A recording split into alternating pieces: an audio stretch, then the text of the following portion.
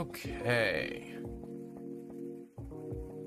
There we go. Oh, that's actually a poor angle. There we go, I think. That's a little better. Alrighty. Oh, it's been a hot minute since I've done anything on the non-game night. Greetings and salutations. Oh boy. Let's see. We got stuff everywhere. There we go. Alrighty. Excellent. Alrighty, so today we are rebuilding the treasure tables. So I noticed a ton of problems. Oh, there we go. Ton of problems with the current enacting treasure tables that I have, mostly in the realm of the way that the variety kind of pops up. I run into some problems where I get overloaded with weapon-based equipment, with weapon-based items. Same thing with armors, rather than fun and interesting items. Furthermore, one of the problems I'm running into a lot with treasure tables as well is that I'm running into a lot of how can I put this? Items that provide benefits that overlap, I would say, far too much. So like you can get belts, you can get greaves, you can get gloves, you can get boots, you can get armor that kind of all do the same thing. And I want to adjust that, as it were. Down slightly.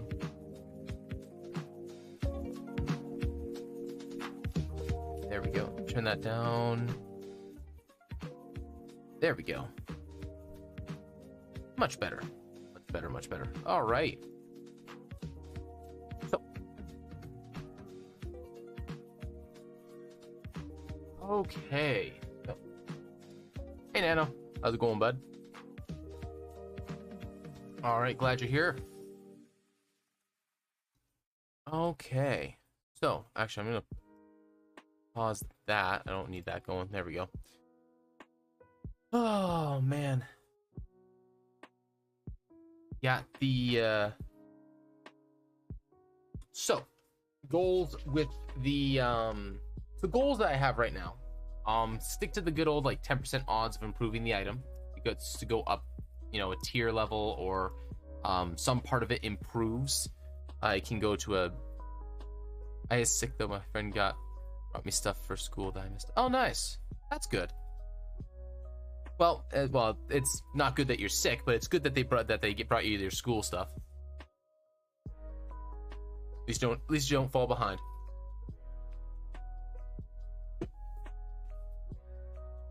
All right, so for the most part, we're going to be addressing the main problem, which is the way that I have it is super bare bones as is. So we're going to try and address a few things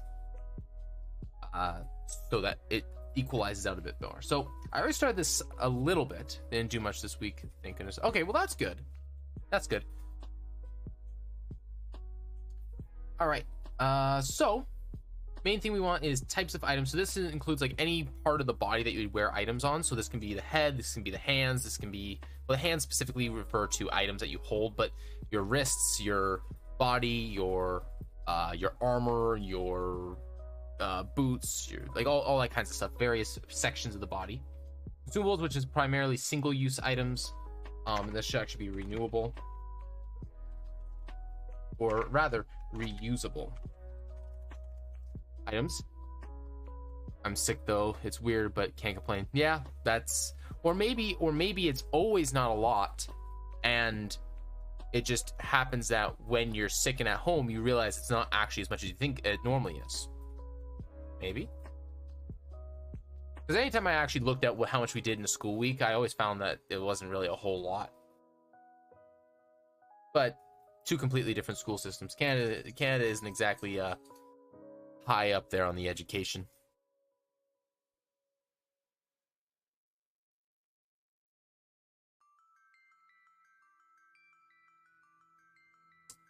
Anyways,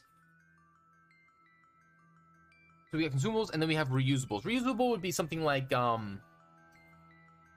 man, like a bag of holding, a bag of tricks, like a more permanent item that you can utilize more often. Not necessarily charges, but you can keep using over and over and over again. It doesn't have, you don't have a set number of uses for it. This actually should be consumable, not single use.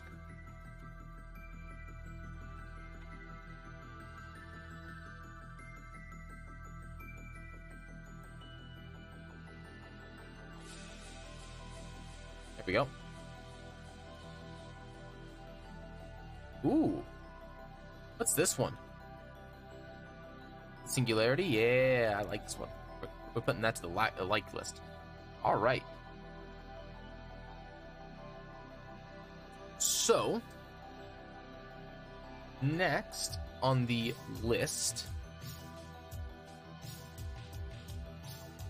let's see here. So, wondrous items with limited use.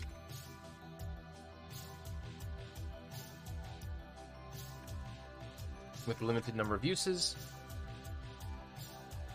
Also, gonna figure out how a mute wizard would work.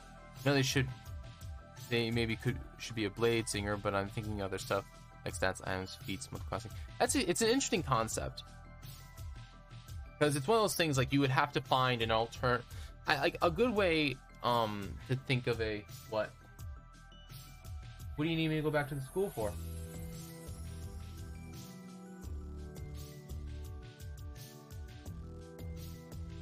Oh.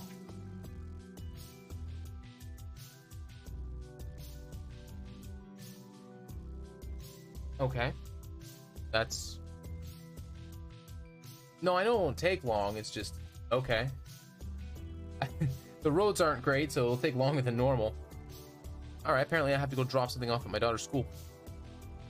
That's fun. Alright, let's see here. Keep the music going at least.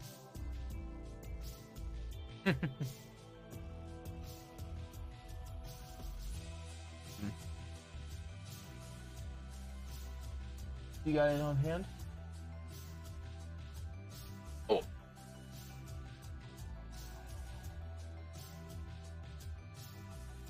Alright. I will be back shortly, it seems. Amuse thyself until then. It decided to snow after a bunch of snow melted, so the roads are slick wet snow, so that's fun. Alright, I shall in return.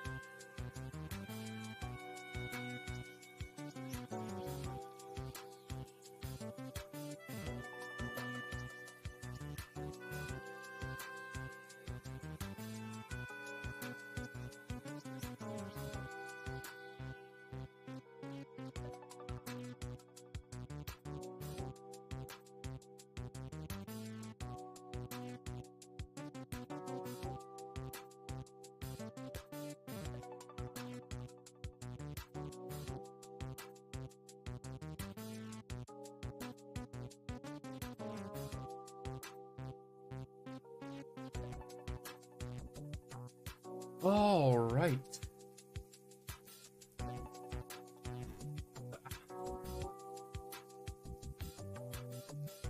Yours truly has returned.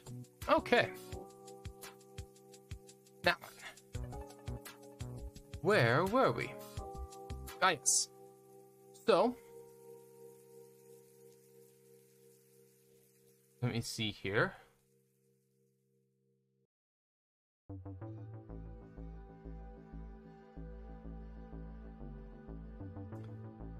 Okay. Gotta recollect my bearings. What was it? All right. So, here we go. So we're working on getting... Yeah, let's stretch this out this way a little bit further. That just looks a little bit cleaner that way. Yes, yes. It's back. School's like only like 2 blocks over, so it's pretty quick to drive to and from, fortunately, especially when there's no one there anymore because everybody's gone like about an hour ago. All right, so we have a variety of item types that we need to facilitate. So so the big thing here is on the D.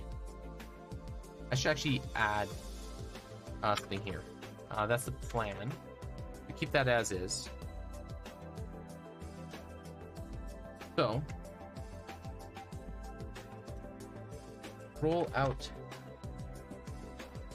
some number D100s. After that, it varies from there. So, Mute Wizard I'm thinking multi-classing with Mute Fighter. I mean, maybe depends upon what kind of style you want to go with. If you want to go with a Blade Singer, where you are required mostly somatic and material components rather than verbal components, then maybe that fits better. I actually don't know. Most magic requires verbal. That's why silence is so powerful.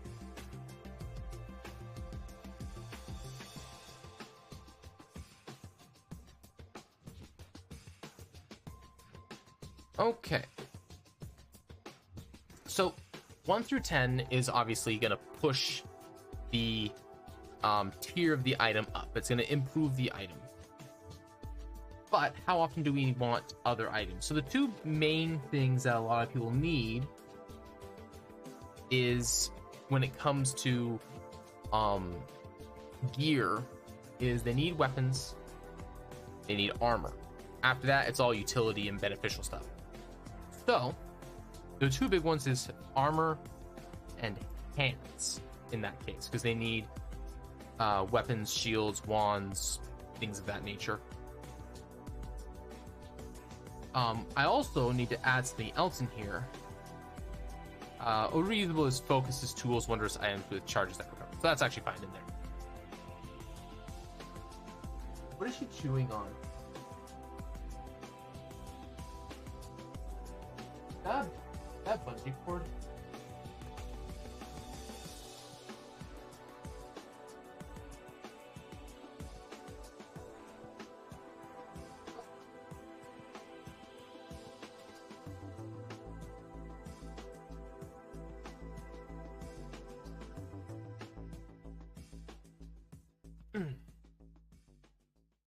Okay. So, so the biggest items, of course, are going to be armor and weapons, and then after that, it's probably, I think the most common item I want after that is consumables. Actually, the most common item I think I want is your consumables and reusables will be the most common, and then after that, it's permanent items.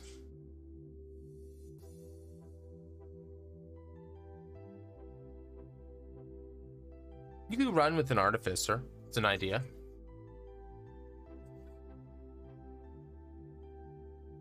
So we have 90 points to play with, and we have 1, 2, 3, 4, 5, 6, 7, 8, 9, 10, 12, 13 different things. So 90 divided by 13 is just shy of 7. So 7 would be average probability. So we went armor being 10, so we go 11 to 20. And if we had hands at 10, that leaves us with 70 to do for 11, which still holds up actually all right. We want consumables to be pretty common as well. Overall, however, I think, how do I want to approach this? Do I want consumables to be on the table when rolling big treasure? I don't think so. This is not generalized treasure. Because when I do generalized treasure, I pick whether or not I want consumables or permanent items ahead of time.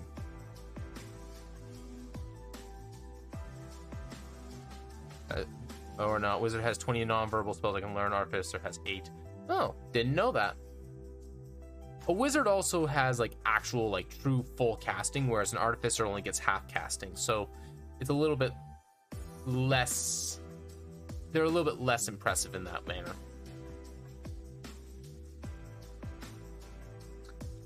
I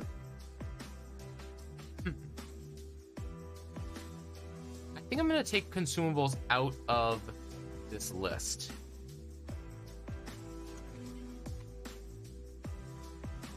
So that puts us with 1, 2, 3, and then 4, 5, 6, 7, 8, 9, 10 to accommodate 70.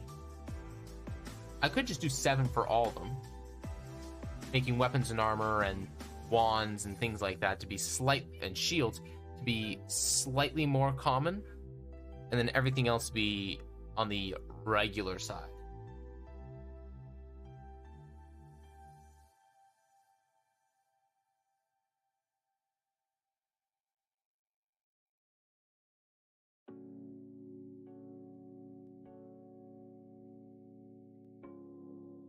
Not a bad plan. Let's try it and see what it looks like here. So that's plus 7, so 28. That would be 29 to be 2 points to get to there, so 20 to 35. 36 to what's that? 5 points, so it'd be 42. 43 to 49. Be slightly more tankier, either that or boost my IC. What do you need them to be tanky for? If you're going for a wizard, you don't really go for tankiness. If you need them, if they're going to be more of a blade singer, a really good way to improve your armor class inherently, or maybe not your armor class, but your hit points, is just by taking the toughness feat is a good way of doing that. Playing a race that gives you inherently large constitution, such as maybe a dwarf, where you get the big hit points. You could even go into the one where it gives you the wisdom plus the additional hit point on top of that to really double down on it, give yourself a lot of health instead.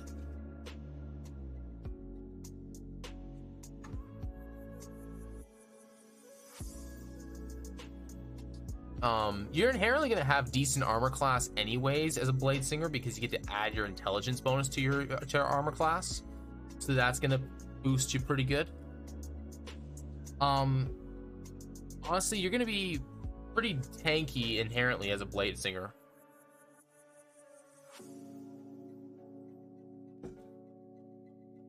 Um, 50 to 56. 57 to what is that?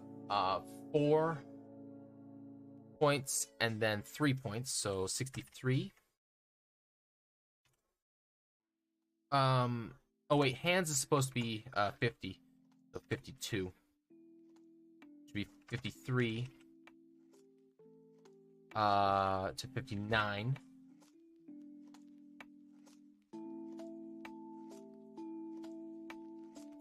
And that would be 60 to 66. 67 to 73. 74 to 80. 81 to 87. 88 to 94. 93.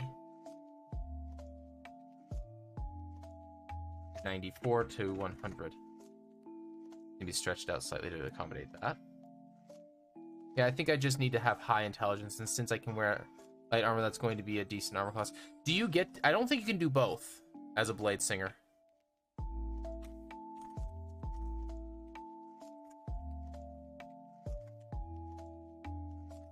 I think you can either have I think you can either have the armor, or you get to boost your intelligence, or get it based on your intelligence and not have both.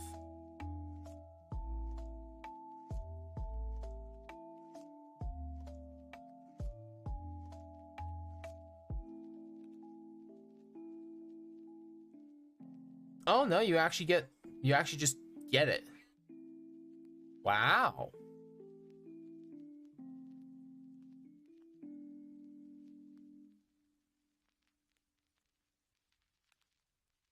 Oh, it's not, it's temporary armor. It's a blade song.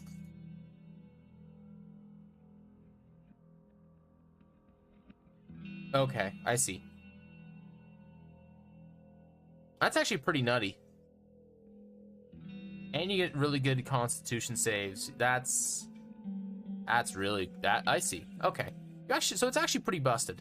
So you're just gonna have like, so you're not gonna have armor problems. It just means that basically that means that you're a 3-stat reliant class now, as opposed to a 1-stat reliant class, is all this really means. So you have to treat yourself as a little bit more like being a fighter, where you want high intelligence and then you want decent dex and decent con. And then just, yeah, like the main goal of the blade singer is to not get hit. So high dex, high intelligence are going to be super important, and then having a decent constitution to make up for it is really, really going to help you out.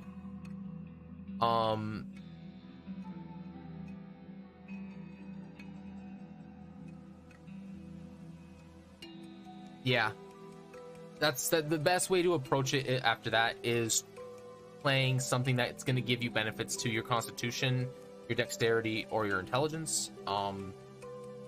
Gnomes are always good.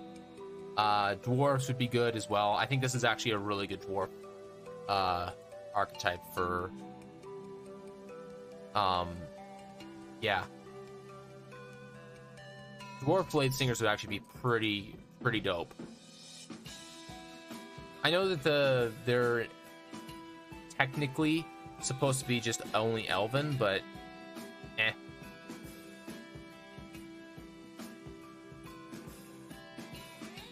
Might just have this as a backup character. Sure. I mean, that's not a bad idea. All right, and so here's the list. So there's the first D100, which is going to determine what type of item we get, or what class of item. I should actually put in a class of item. Class, or class. Item class. So it can be armor, it can be a chest piece, it can be for your eyes, it can be for your neck, it can be for your ring, it can be a ring, which is specifically for your fingers. It can be a waist, it can be wrists, it can be a reusable item. I'm gonna kick consumables. You know what? Do I want to keep consumables out? Don't want to adjust the entire table, but now I'm starting to think that maybe I put consumables in, and if you get consumables, you get of that tier, and you get twice, and you get double.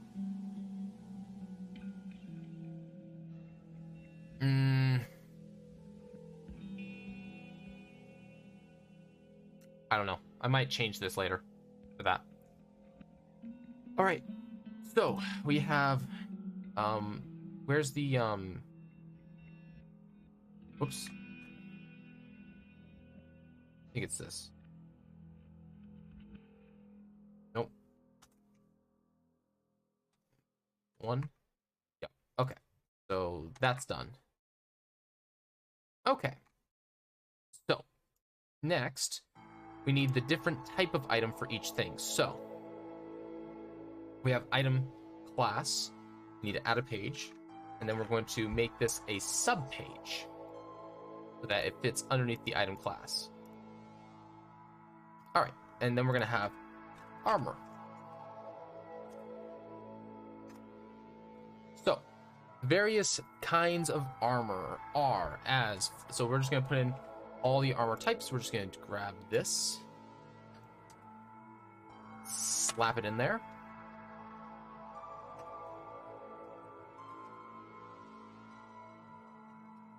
Armor type.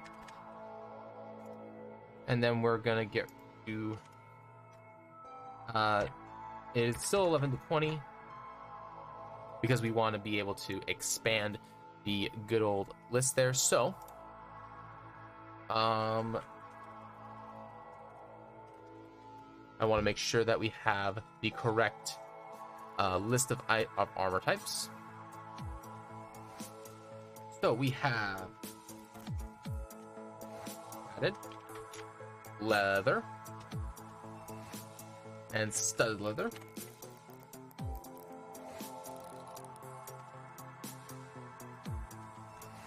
For the light armors, and then for the medium armors, we have hide, king, scale,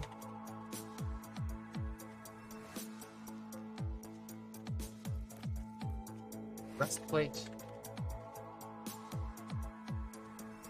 Breastplate is actually a single word. And then we have half plate, which makes little sense to me for it to be medium armor, but you know, whatever. Because I'm pretty sure half plate would actually be a little bit heavier than ring mail.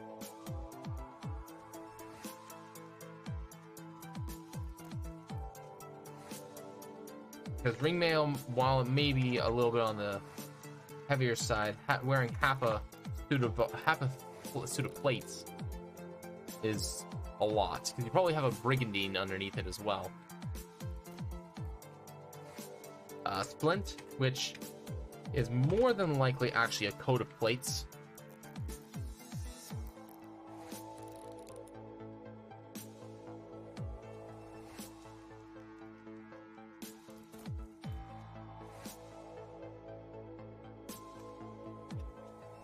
And full plate. Also, I know you don't approve of this, but I'm definitely going to be at the last session of Family's Birthright. I need to see the ending. I mean, listen, if you want to be there, you can be there. I'm not going to tell you to go away. It's just you need sleep. If it's super early in the morning for you, you should probably be asleep. I say this being the same guy, being the same person that will stay up until 4 in the morning just to run a game. So, you know, plenty of hypocrisy to go around. What's up? A warmer? Just close the door. I can do that, but just close the door.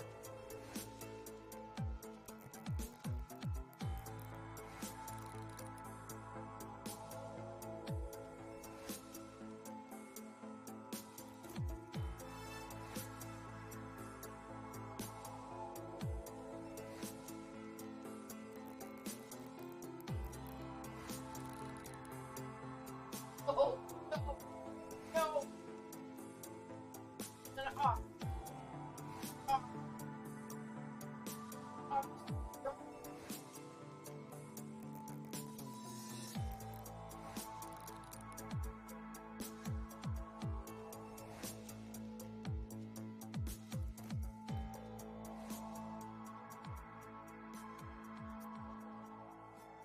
It's only till 4 a.m. It's fine. Okay, fine if it's only till 4 a.m.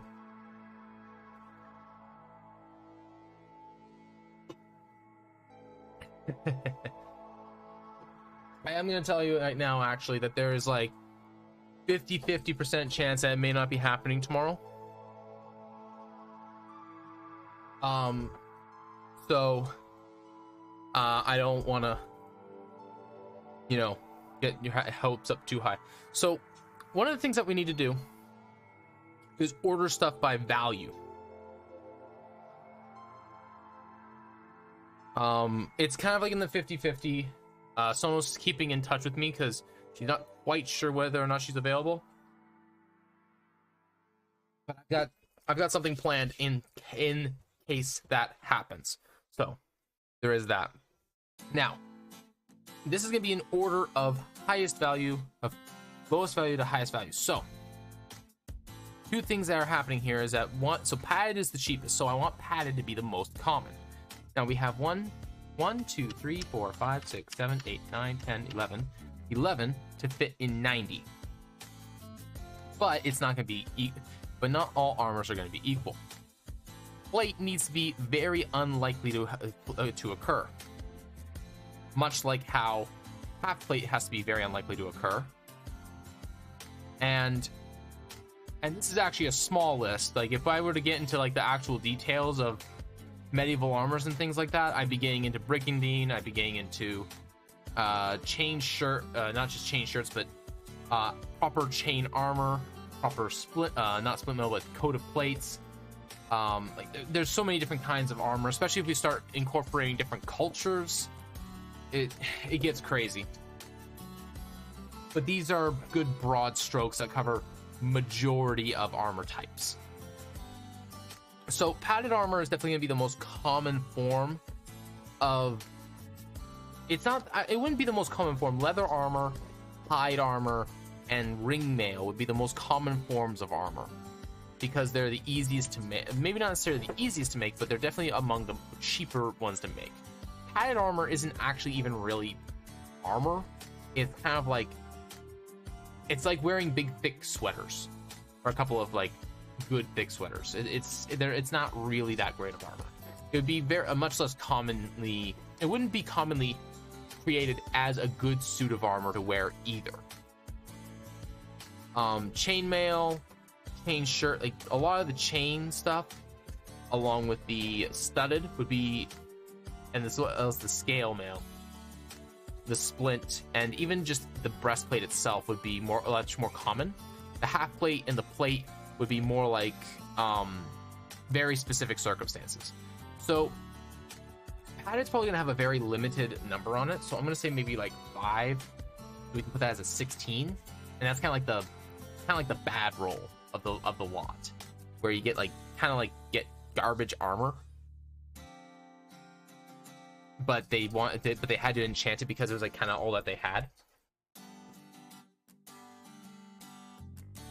And that's actually 6 right there. Look at like 5 points. Leather armor. So what did I say? Leather, chain shirt, and chain. Leather, hide, chain shirt, and ring mail,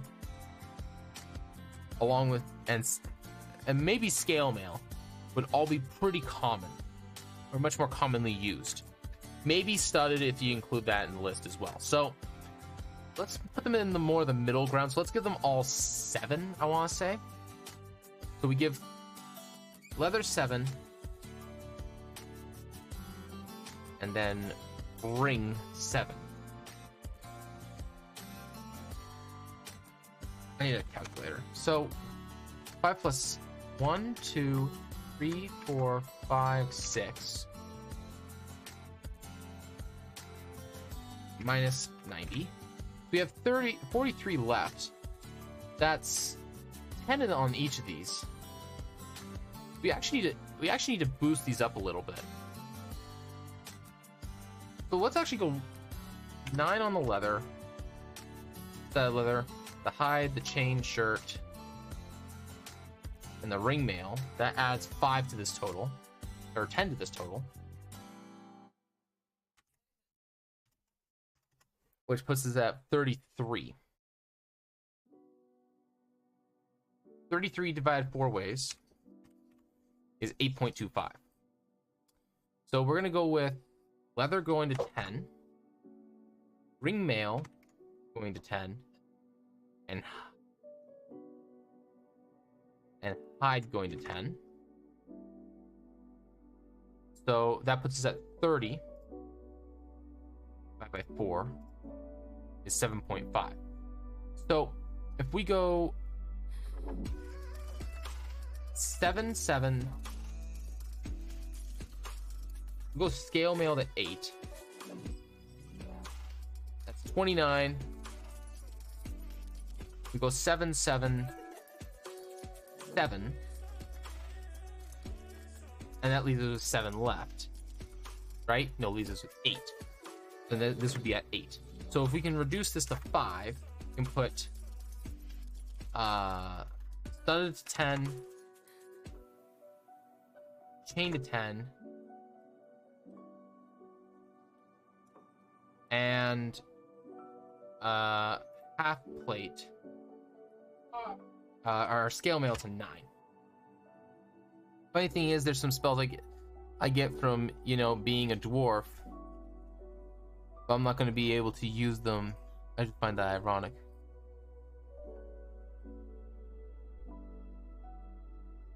I'm not sure I understand. There's some spells from, you know, being a dwarf. I'm not gonna be able to use them. Oh, I get what you mean. Okay. I see what you mean. Yeah. Alright, so this is a plus 10, so that would be a 16 to 25. It would be 30, or 20, 30, 26 to 35. 36 to 45. 46 to 55. 56 to 50 to 64. And then add 7 to this, so that would be 65 to that's 6, so 71. 71? 5, 6, 7, 8, 9, 10, 11. Yeah. Okay. 72 to 78. 79 to 70 or to 80. 8. 89 to 96 or 95. 96 to 100. Awesome. There's the armor bit for how often you get them. I think I might adjust. No, I don't know. All right. Next item class is chest. So chest is jacket, mantle, shirts, vests, cassocks, corsets, dusters, harnesses, robes, vestments, and the like. Basically, chest clothing. This is gonna be a lot more reliant on style, because it's a piece of clothing. So origin will matter a lot for this, I think. But it's there.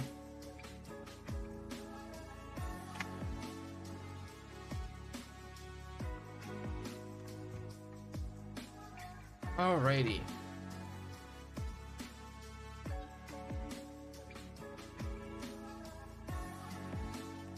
Clothing type. So we can just copy this list that I got right here.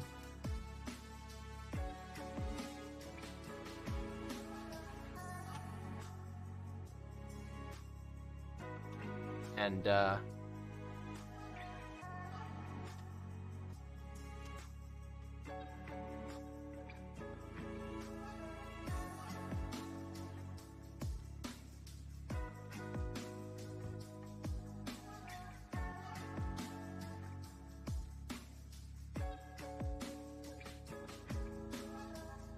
oh boy.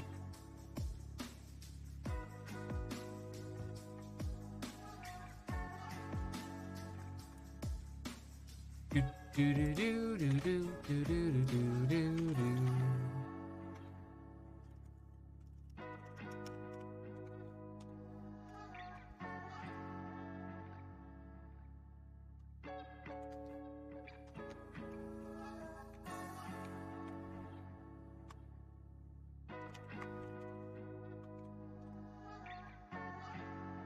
Do I have robes in here? I do have robes in there. Good, good, good, good.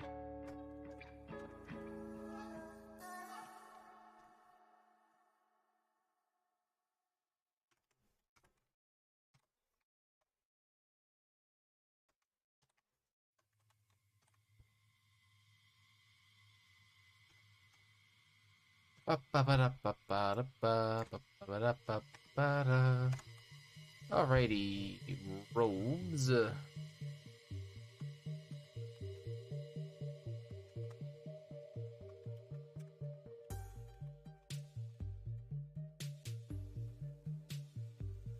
Alrighty, and that is 1, 2, 3, 4, 5, 6, 7, 8, 9, 10. That means they each get 9.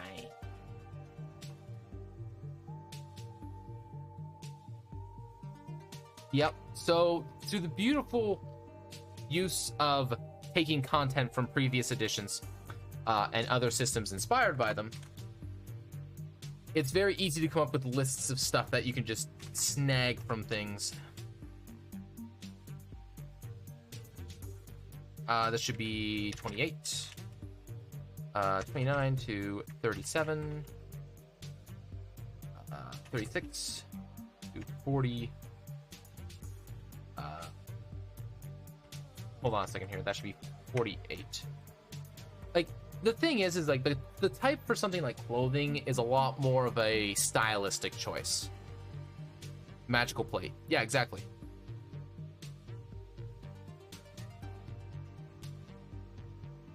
You can, like, the thing is like, it also depends upon the practical use of the thing, right? So, for example, if you were to magical feather duster, I mean, a magical feather duster would literally be just a mundane item that a wizard would have that you would just release into the air, and it would just dust all your books off constantly, keeping them clean, right? Like, it's the idea of the practical behind it. 64. 5 to 73, 74 to 82, 81. Can you make a feather duster cast fireball? No. So one of the rules so I'm changing the way a lot of stuff works. So I'm changing the way that potions work to stuff that only works as, not necessarily as a benefit to you, but as something that is a lot more built around the idea of self-affecting. So, I mean, and then the rule that I'm making for creating items in general, magical items, is that it has to make sense for the item to have that. So, for example, you can't have a figurine that looks like a bird, but when you throw it into the water, but the only function it has is if you throw it in the water, it turns into a fish. Right? Now, if you have an illusion on there that makes it look like that, and to the untrained eye, and then it looks like a fish, and it looks like a bird, even though the figurine is actually a fish, that's another story. But that's a more valuable item, a more expensive item, because you have a permanent illusion placed on that thing. It also has to be physically altered in order to be able to hold up to inspection for like that.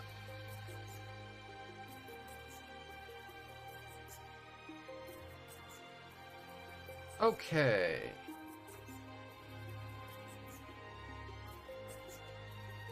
Next is eyes. Now this is where things get a little bit more important.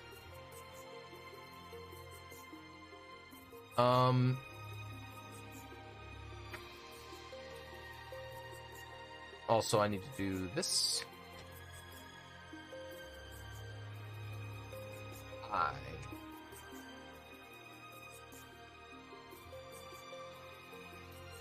Yeah, CE. Eyepieces.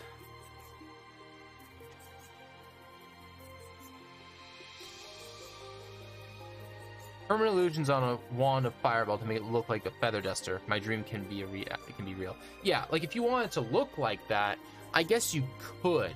But the idea is that so here's the reason why I have a general rule that things have to kind of make sense in appearance to what they're intended to be able to make. Is that there needs to be a way for people who are versed in the realm of the arcane arts to be able to figure out what kind of magic is imposed upon an item. And if it's random spells on random equipment, it doesn't really make sense. And I'm kind of running into that problem with some things right now that I'm with my current tables.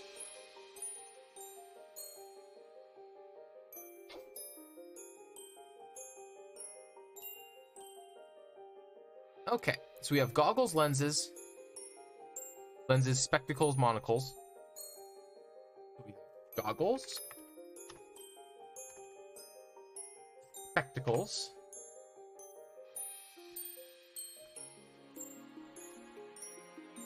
monocles, glasses. Well, I guess it would be, I guess glasses technically fit underneath and lenses. That's what it was, lenses.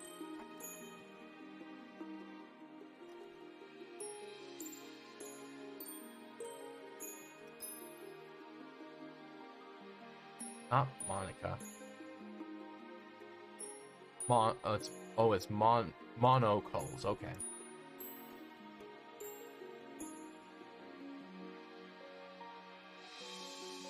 Monocles.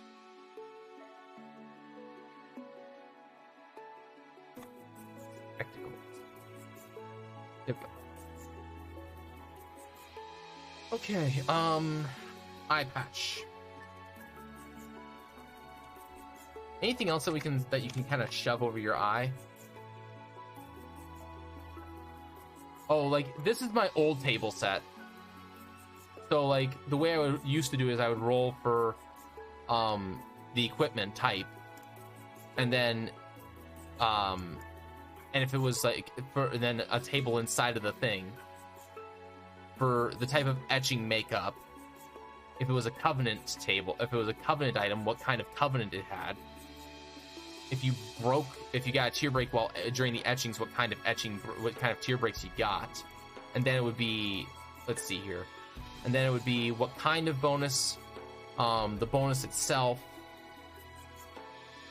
whether it was a spell type, all kinds of stuff. And then of course post that there's item origins and things like that, which is a lot more about like the item kind of components that kind of make up the where it came from and all that. That's more story driven, but yeah, like it would easily be like 6 rolls per item, because I want to be able to get like really precise stuff and have good variety on them.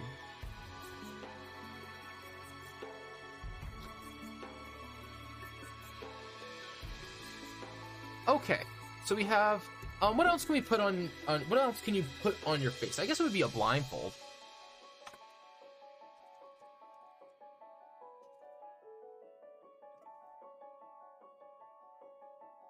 Eye patch, blindfold. And then the other thing also is like why it takes me time is I have to write up like a description of the item in a way that makes sense as well.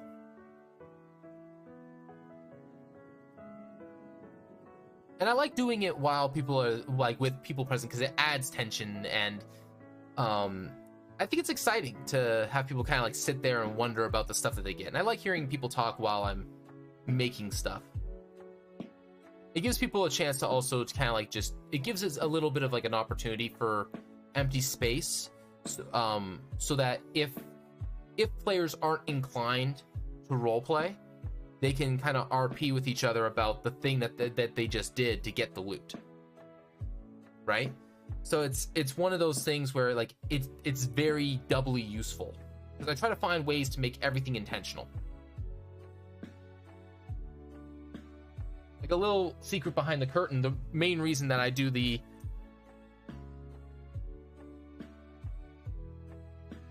just remember me dying in my chair after a really tough fight. That's true, because you guys had that primarily after the fight against the old crew, like the traitor crew, or the mutinous crew. There's the word I was looking for. And you guys got some really sick loot out of that, which actually brings me back to this. I do want to put the consumable table in there.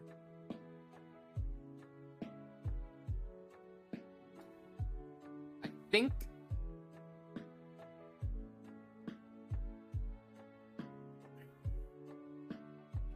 because I want to be able to put stuff like that mana stone in there, and then inside the consumable table, I can put it as either 2 tier up, as like a thing where it's like it can either be increased tier, or it can be what's the word I'm looking for?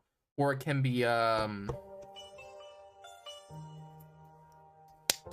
words. Or you get like more than 1 up, because it's meant to be like permanent item level useful, right? And consumables are like the greatest thing in the world, because you can easily pay for consumables way easier than permanent items, and you can tailor them to specific circumstances. Yeah, like exactly. Consumables are like the greatest thing in the world. I love consumables. I need to adjust this then. I don't know how I'm going to adjust it, but I'm going to adjust it. I can't just... Maybe I just take 1 away from everything.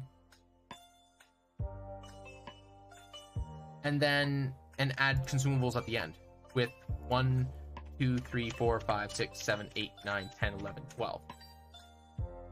It's only like 5 higher than the next smallest, but it's consumables. I like consumables more than non-consumables.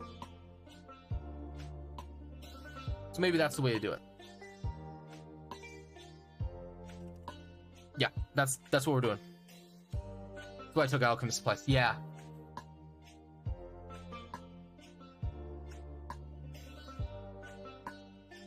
Okay, yeah, we're doing it.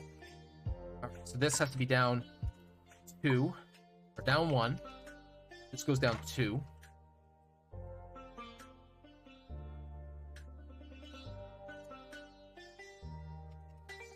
This goes down 3.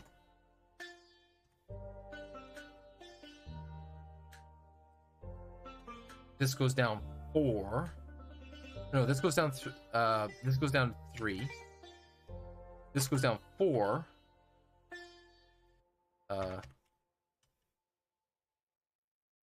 This goes down, okay, yeah, 39.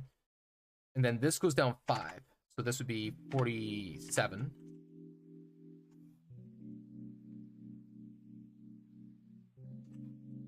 I think I'm doing this right. This would be down 6.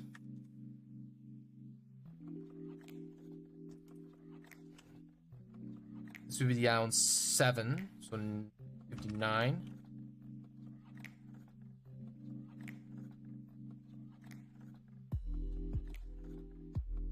Yes.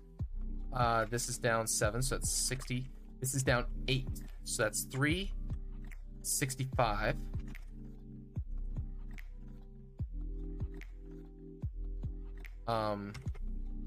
This is down 9, so 71.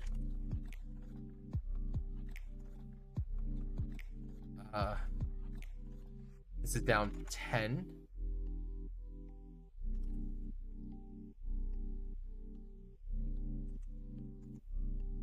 This is down 11, so 82.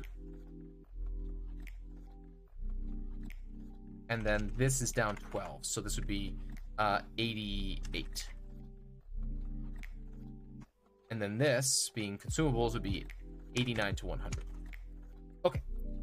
And then we'll just put inside the consumable set that inside the consumable table that it's like 2 equal scrolls, or a scroll with or a scroll plus 1 tier, 2 potions, or a potion plus 1 tier, or something like that. We'll figure something out. Unique magic item, something else. There's a million ways I can run this. So we can do that. So we can adjust that later.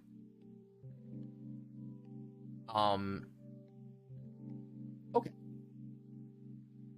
Is there any other things that you put on your face, specifically on your eyes, but on your face. Actually, we're gonna change this from eyes to face. Face is better. Face is better. Monocles, spectacles, masks over the face.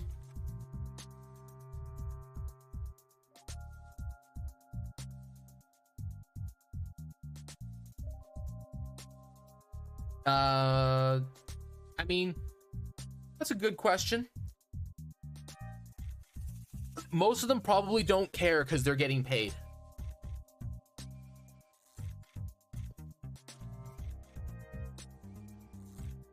And here's the thing is despite your age, you're an accomplished wizard.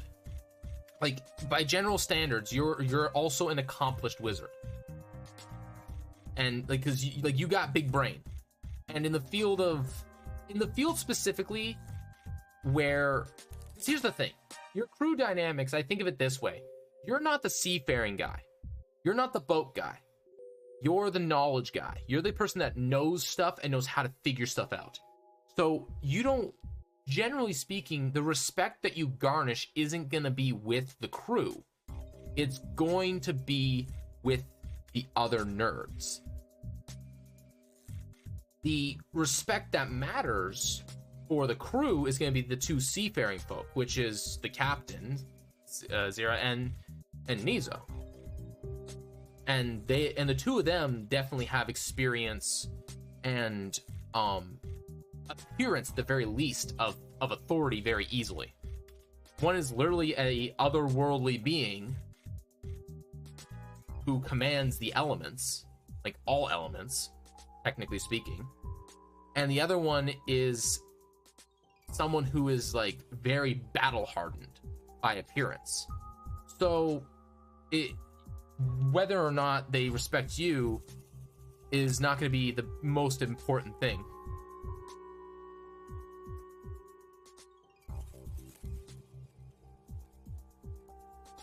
Hey, Half Sass, greetings.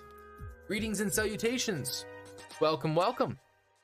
Thank you for swinging by. We're glad you're here.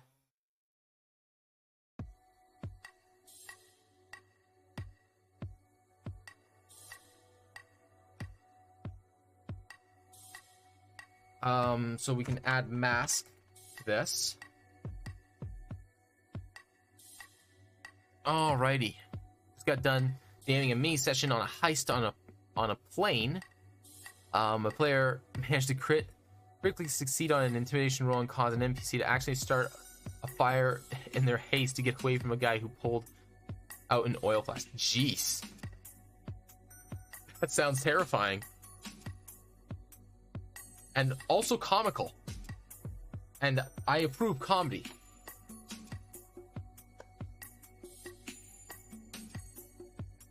Okay.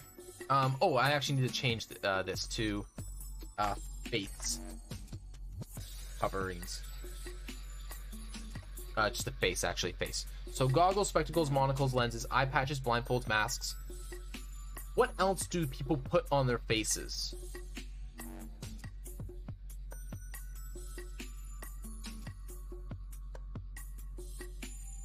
I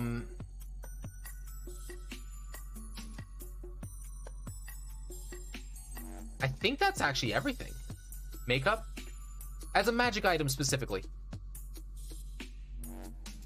They would put makeup on, but that wouldn't be. But the magic item would be the makeup itself, not, and that would be something that you would use as an application rather than something that you can, like a physical object that you can put on and off. Makeup and war paint, yeah.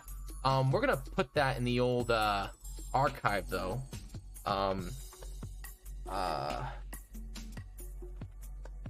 We're gonna put those in the old archive to use later.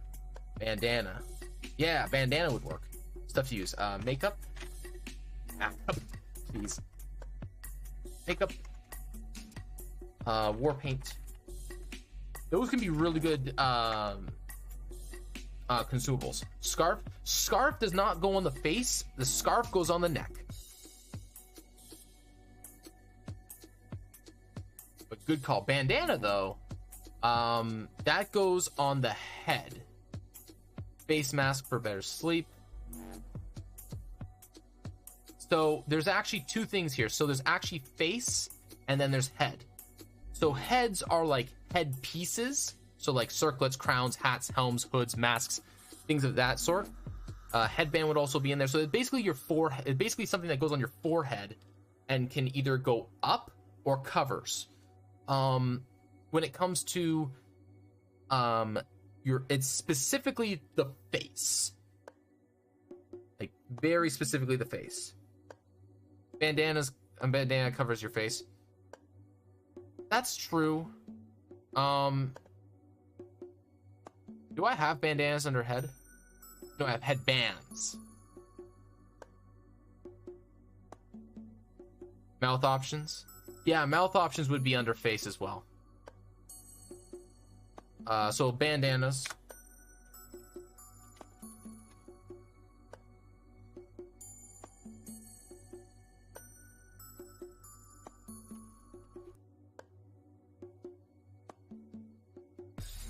I mean, we could have a literal silver tongue idea going here. But it wouldn't be like a magic item that you would find necessarily. It would be something that you would do on yourself, for like a silver tongue or etched teeth.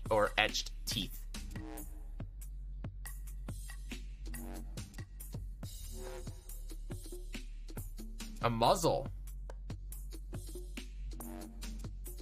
Yeah, that could work.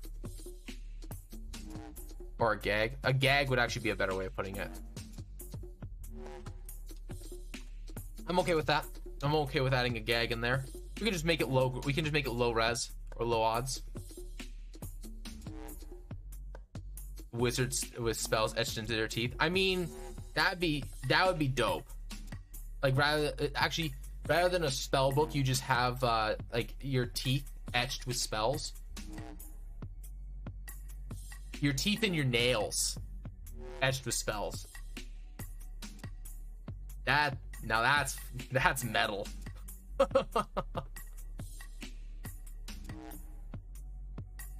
That sounds like something like a hag would do. Maybe sorcery actually. Like a sorcerer? That sounds like something like that. Actually sounds like something a hag would do. That's pretty cool.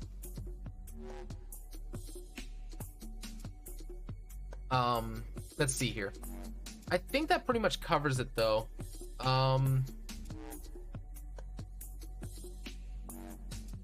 Most things involving a mouth-oriented piece typically are throat pieces, like a choker or something like that that sits on your neck rather than in your mouth itself. There are items that you would put in your mouth, but those are more like consumable items.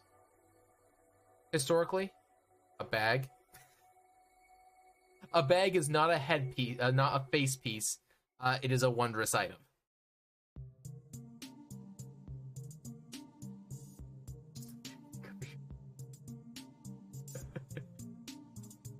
Do not recommend. Once played a barbificer and ended up chopping off a limb to prevent the spreading of a disease. Replace the arm as an armorer. Yeah, I mean, that's something that you could absolutely do. All right, what do we got here? Goggles, 1, 2, 3, 4, 5, 6, 7, 8, 9. Okay, perfect. It works out perfectly.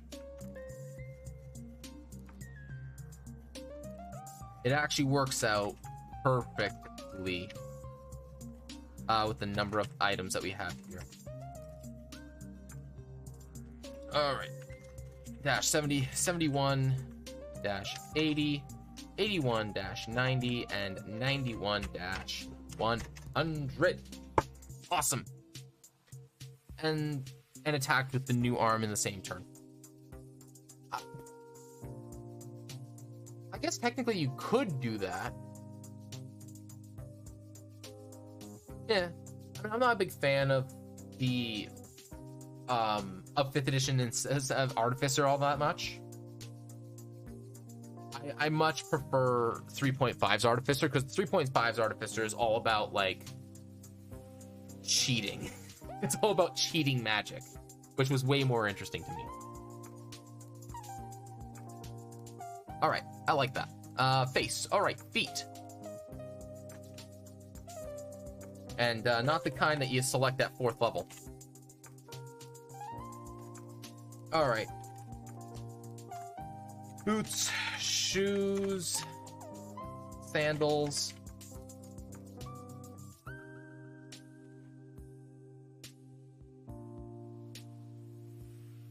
Isn't that just most spellcasters? No. Like, you don't understand. The Artificer didn't actually have spells. Or if they did, like, I think they were 1/3 casters in 3.5. Yeah, they were 1/3 casters, but one of the big things, so there's a lot of things that matter with 3.5 when you go into the Artificer. The main thing about 3.5 is that it had an extremely robust crafting system. And the Artificer was basically the class that specialized in utilizing the crafting system. So the infusions were, you copied an enchantment that you would put on an item when you crafted an item, and you applied that enchantment temporarily to another item. So like at 1st level, one of the things you would do is you would carry a crossbow and a mace with you, so that you had you could put make a +1 crossbow or a 1d6 elemental damage on the crossbow, never get hit. And then if you were facing undead, you would make a mace of undead bane, so that you could walk up to and just start beating the crap out of stuff. Because at that 1st level, you didn't get as much stuff in 3.5, but you would walk up with a 1d8 weapon, or was it 1d6? I think it might have been a 1d6 weapon. Like with a 1d8 or a 1d6 weapon, and then because it's a bane weapon for against, say, undead, you smack a skeleton and you're doing an additional 2d8 damage to it.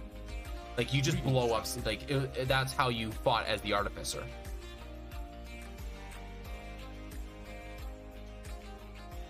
But the whole thing about 3.5 is that crafting items cost XP. So you wouldn't lose levels as a result of it. It just meant that you would delay level increments. So the way that the Artificer got around that is, unlike wizards, who would end up becoming lower level than the fighter in the party, which is actually kind of like a way to balance them, not to be perfectly honest. The Artificer would be able to keep up in levels because they would have a pool at every level that increased the amount of XP that they could expend without losing actual XP to craft items with. They also got all the item crafting feats that you had to have, and they could craft items with spell effects from any class. So the big thing, so there was like the main thing that, and the main thing that you would do. So there's basically 2 ways that you played an Artificer in 3.5, and that was because meta magic were feats rather than a sorcerer class feature. You would craft. You would do one of two methods. You would either take up scroll crafting and craft scrolls so that you'd have an answer for every problem. And then the other method that you would do is you would craft a wand of fireball, because that was just the spell that you went to for damage. Like, that was just what you did. And which would have 50 charges in it. And then you would take a feat which lets you use meta magic feats on items, so that you could upcast the wand of fireball by expending additional charges. So you could, if you needed to blow up a boss, you would literally, and you wanted to like guarantee him dead, or basically force some sort of like weird play out of him, you would expend all 50 charges of the wand in one go and just blow up the boss with like 30 d6. It was expensive, but it was a way that you could literally blow stuff up. Because a wand of fireball was like what was it?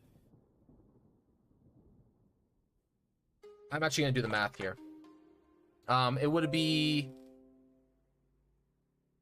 oh, shut up, I don't care. It would be, you would have to be 5th level times the 3rd level spell, times 750 for the wand. Yeah, so the wand would be like 11 grand to build.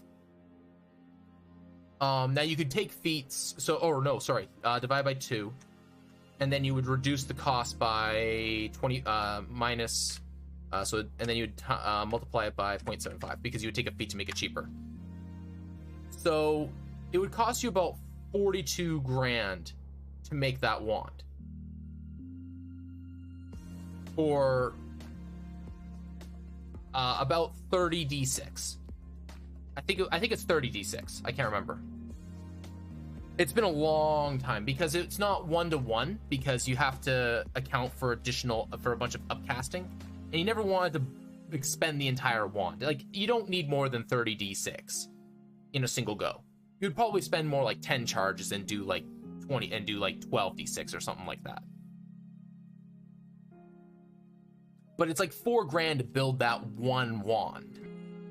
And the game is also balanced around you having gold. So that's you like expending a significant amount of power for that one shot. Now, it might mean that you can get through a really hard encounter very easily, or much more easily. But there's a lot of bullshit that D&D used to do that they kind of hand wave and make it easy for players now. Because 3.5 was a lot more about like the rules. Like, the rules were law, because and the reason I say that is because they literally released a secondary module called the Rules Compendium, which is a book dedicated to literally just rulings, and it was like 300 pages, rather than all the rules being scattered between like 7 or 8 books. Okay.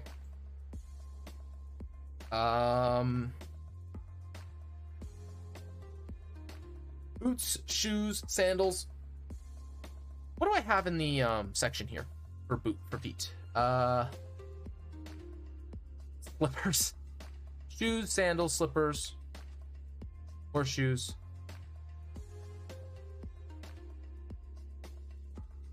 Yeah, that's a good way to introduce people, to tell people how rules work in 3.5 compared to 5th edition. Is just compare the grapple rules. That's all you have to do. Dear Lord. And to think that I used to actually know the grapple rules, like, really well. According to rules, Phantasmal Force is completely broken. Negative.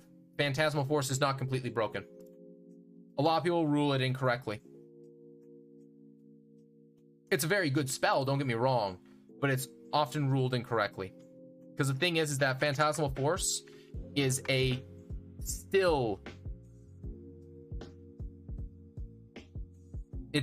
but here's the thing is, a lot of people don't realize that it's a still illusion. It's stationary. You can't move it at all. It's unmoving.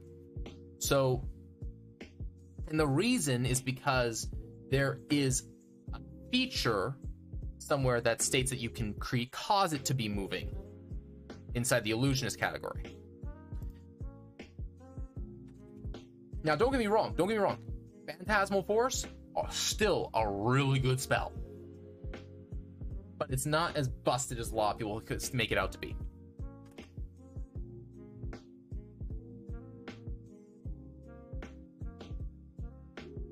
Yeah, it can be an illusion of a creature that causes it to attack. But here's the thing, is that it's very reasonable for other people around it, for its allies, to inform it that you're being fooled by an illusion, which procs a check.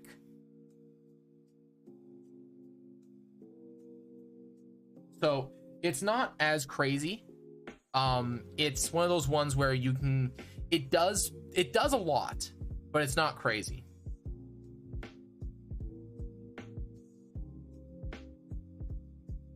It depends. It also depends on how lenient your DM is, right? Because illusions are one of those things where, like, you can get a really stingy DM and they'll allow very minimal wiggle room. And then you'll get one that's a lot more free flow. It's like, yeah, you can kind of do that, and which changes the effective power of that spell drastically.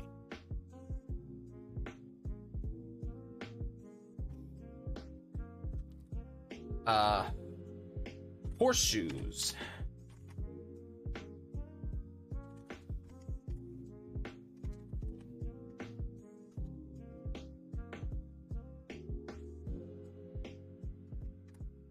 Horseshoes. I believe greaves. Is it? I can't remember. Are greaves? Are those boots? They are. Those are boots. Okay. I couldn't remember which one it was. Greaves.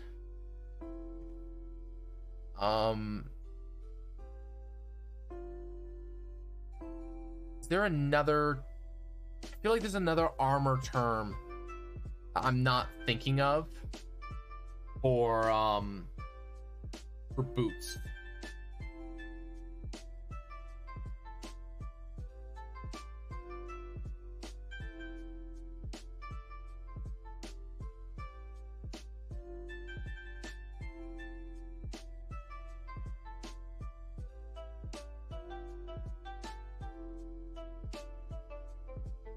I feel like there's one more that I'm not thinking of.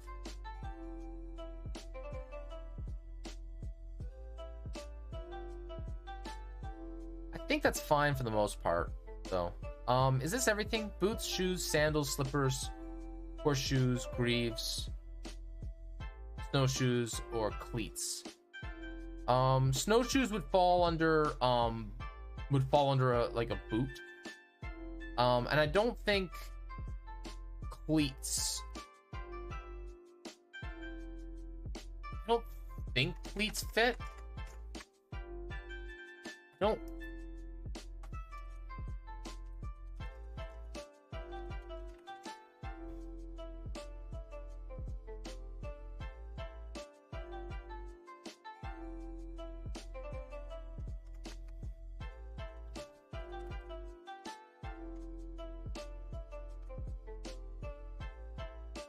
I don't think cleats would be a thing that is being used in, like, what would I even say this would be? It's like right at the emergence of firearms, so like 10th century, 11th century.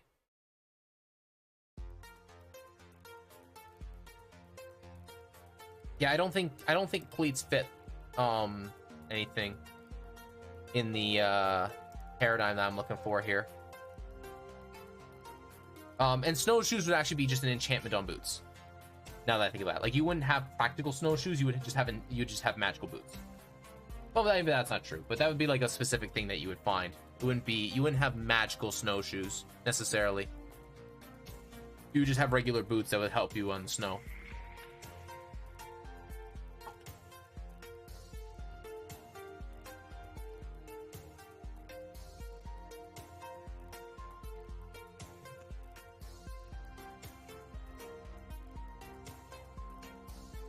Did my alert not go off?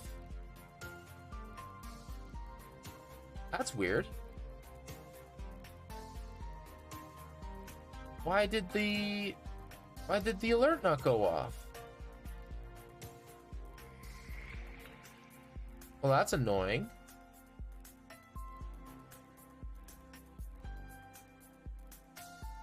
Well, thank you very much, Half Seasoned, for the or half sassed, my bad, not seasoned. I don't know why I said seasoned. Half sassed for the follow. Really appreciate it.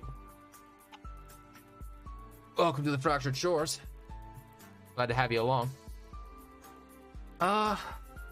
Yeah, I guess that's pretty much it. I can't think of any other kinds of shoes that would fit like 11th century, like medieval Europe, outside of this mess. 1, 2, 3, 4, 5, 6. All right. 90 divided by 6 is 15. Gotcha. actually works out really, really well. So 25. You know, I want to say Crocs for the lulz. I mean, yeah, I feel you. All right, 26 to 40, 41 to 55, 56 to 70, 71 to 85, oops, and then 86 to 100.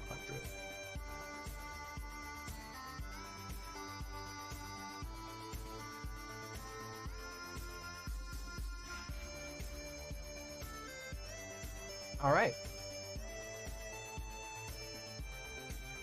Next on the list is hands. Okay, this is the big one. This is where things get interesting.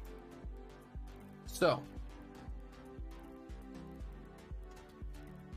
did high heels exist back then? I mean, technically, considering that boots had heels, but they would be a thing that men would wear more than anything, and they would be a piece of formal wear.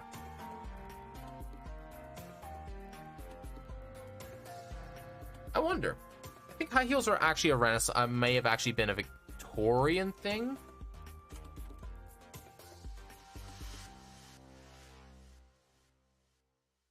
Invention of the high heel. I think that's a Victorian thing.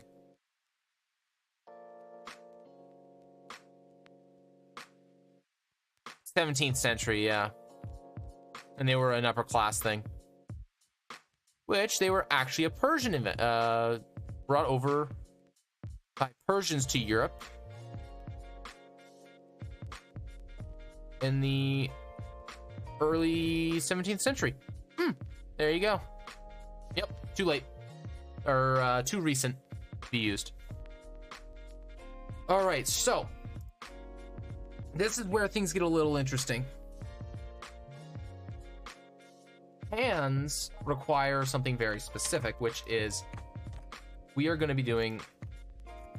Oh, this needs to be. Actually, clothing type still fits there. Base type.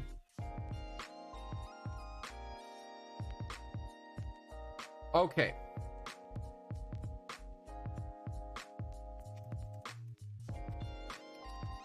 So, this is where things are going to get a little weird, and we have to approach this with a little bit of caution. So this is going to be one of those cases where we have expanded tables. So, mittens. Yes. Well, no. So, okay. Hands are specifically things that you hold in your hands. So, mittens would be a wrist item, because wrist items are things that you wear on the hands, wrist, and forearm. Whereas hand-based items are things that you hold with your hands. So that, or things that you hold in general. So this would be weapons. So it's very specifically, this is weapons, shields, wands, staves, rods, things of that nature. So,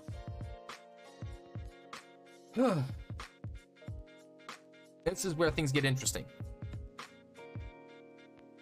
because the list of weapons can get disgustingly long.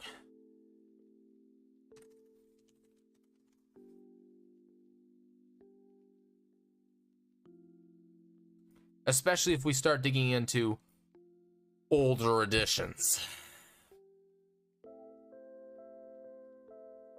Guns.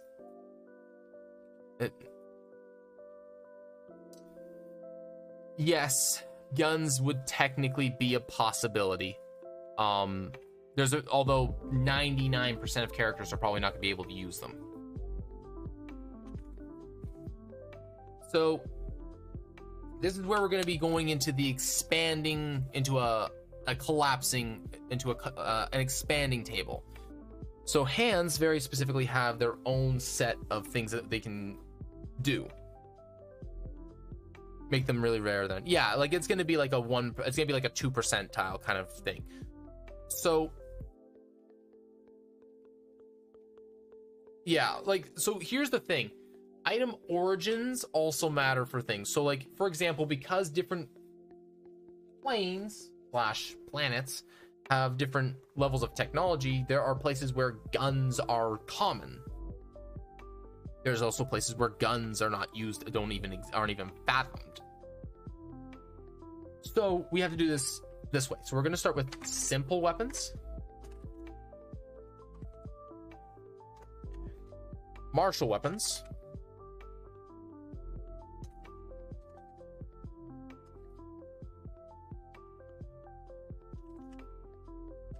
And then we have esoteric weapons.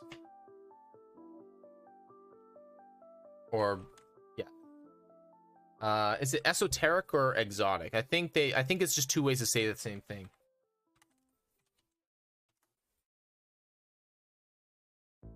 Esoteric. Intended for or likely to be understood by only a small number of people with specialized knowledge and interest. Esoteric. Yeah. And I believe exotic would be like foreign, which is not really what I'm looking for here. So esoteric.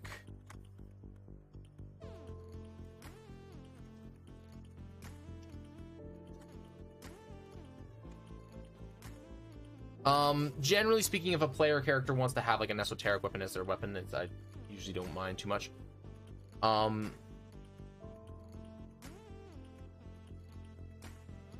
It's one of those things, like, if you're a fighter, one of the things that I actually have as a house rule, which I didn't really have a way, I haven't really thought about exactly how I would rule it until recently, and that is fighters also, and this is the thing that makes them separate from every other martial oriented class, is that they also have access to esoteric weapons.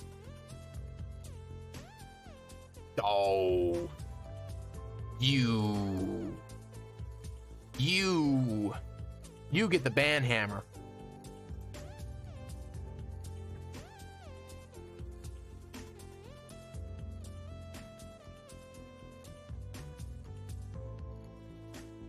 You get the band hammer.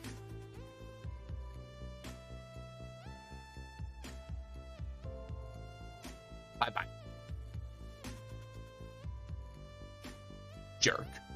Okay. Next is wands, staves. This would be very specifically magic for spell casting. So, rods, staff, staves.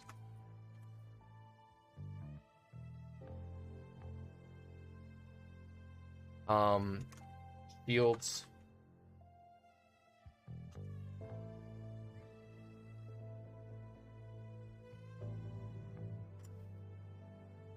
What other sort of stuff that would you use? This is primarily like combat oriented. So this is like weapon, the stuff that you use all the time. So this is weapons, shields, spellcasting, spellcasting focuses. I actually got a better idea. I got a better idea than this.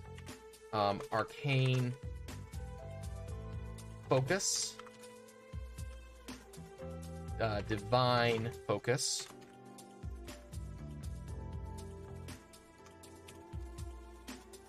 primal focus, and then the last one would be what's the word I'm looking for here? Occultal.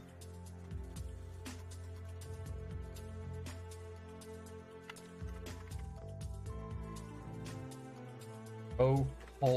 I think that's how you spell it. Occultal. Yeah, occultal. Occult.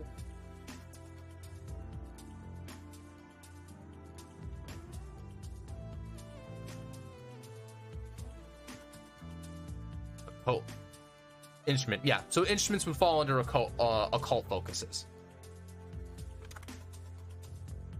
I'm stealing that idea from Pathfinder. Also, welcome Patchwork. It's been a little bit. I'm glad to see you again. Shields. Okay. 1, 2, 3, 4, 5, 6, 7, 8. Okay, so we have 90. Now, all the focuses need to be equal. That much I don't think can be disputed. Because they're pretty much equal across the board for how they can be used. The difference between an arcane and divine, a primal, and an occultal focus is that sometimes they will be required to be used by a specific class or set of classes, but if they're not specifically designed for that, they can be used by anyone as a magic item. They just may not be able to be used as a spell focus for their class. So like a wand, for example, everybody can use wands in 5th edition. There's nothing that says a fighter can't use a wand in 5th edition. So it's the same for all of them, as far as I'm concerned.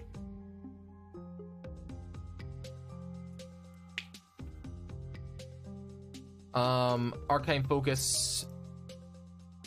So arcane would be sorcerers, wizards. Divine would be clerics, paladins. Primal would be druids, rangers. And then occult would be warlocks, bards.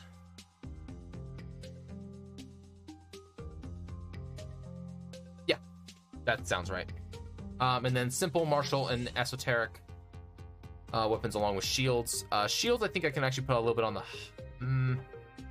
So simple, martial, esoteric, and shields. Simple weapon definitely needs to be the highest, and then martial weapon kind of like right behind it. Shields needs to be up there as well, and then esoteric weapons need to be very small. So we have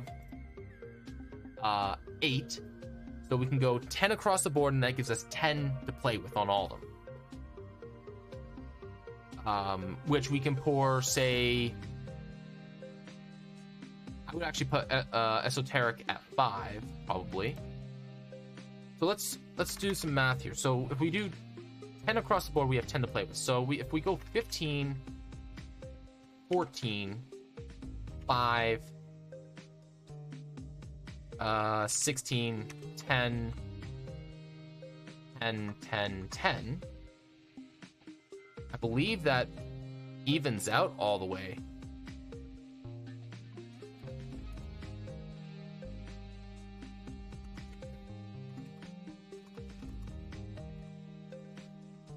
Yeah, that works. Sweet. I actually kind of like this setup. Shields to be most common? Or do we want to do this instead? I think this is a better idea. The thing that's important to note is that if I get a staff out of the simple weapon section, it's a staff that's meant as a melee weapon, not as a spell casting weapon. Like it's meant to only add up to 90. So you wouldn't know this yet there, Patchwork. So one of the ways that I run magic item table rolling is, one, I roll in front of the players. But the big thing that I like is that I like to have, if I roll a 1 to 10, it improves the item. So that might mean it goes up.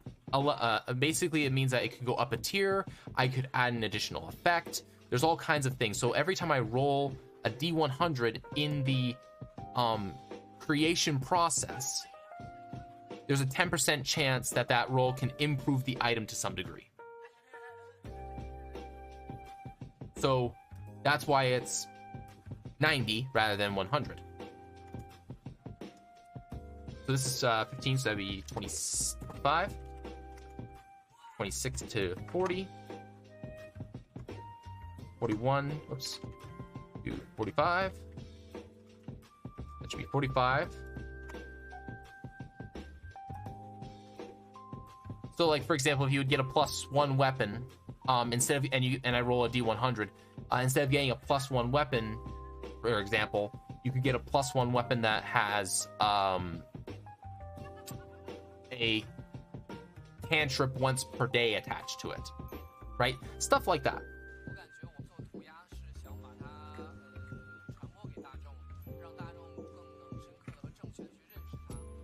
Shields was 15. Yeah, 15 to 60. And then 61 to 70. 71 to 80. 81 to 90. And then 91 to 100. There we go. All right, now this is where things matter, because these next table sets have to not be D100s. They have to be other things.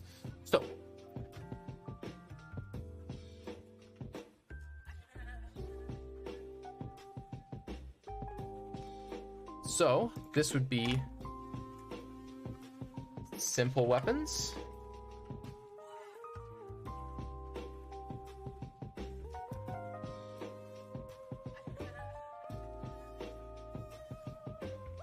Okay, and then we can figure out what the D100 is after that. So we have, let's see, what do we have here? We have club. We have the dagger. Great club. We have the hand axe. We have the javelin.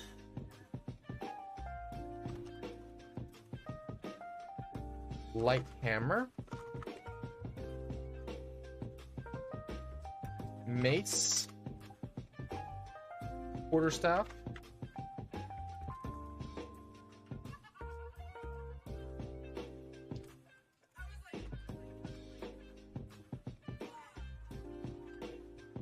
By the way, how are you doing there, Patchwork? I meant to ask how you were doing. I never did. Sickle. Spear. Light crossbow. Dart.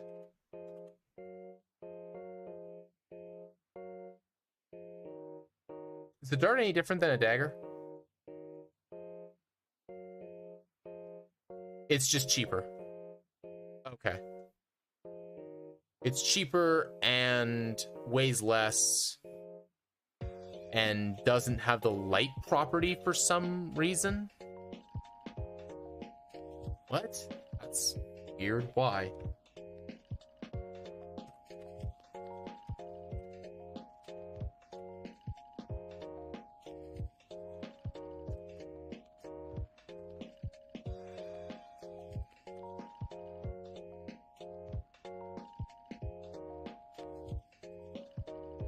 And the sling. All right.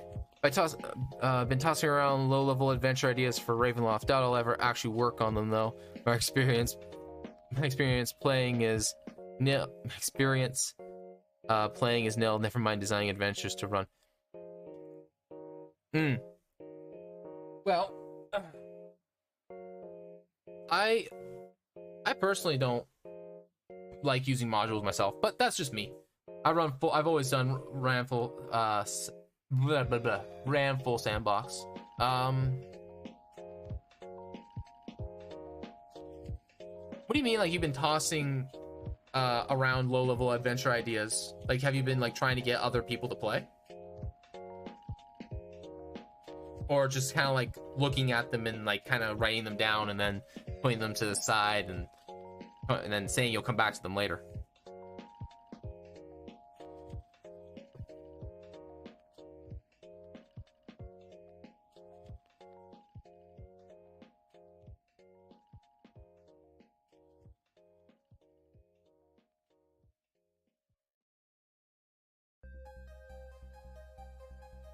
Also, side note, you've never actually played before?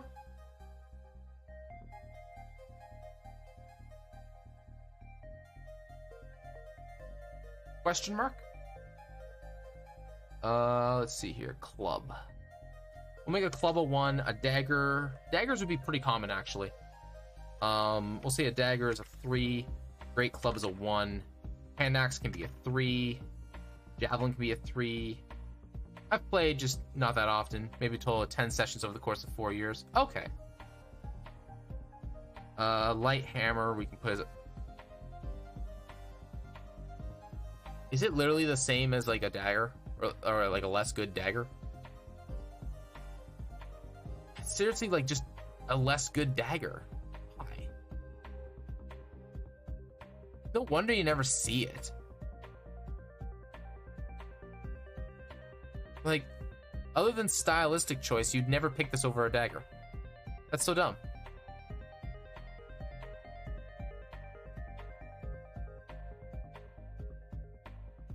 Whatever. 2. Mace would be a 3. Quarterstaff can be a 3. Sickle. Just little things I'm thinking of. One involves a hunter being attacked by the reanimated trophies of his punts in his mare.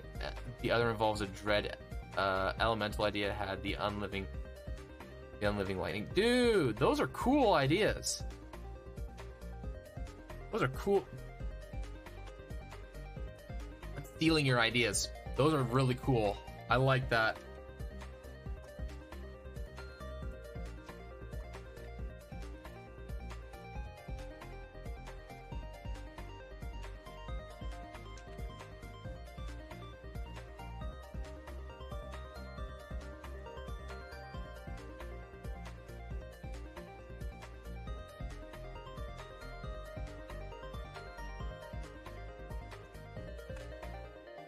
And then what was it? Dread Elemental.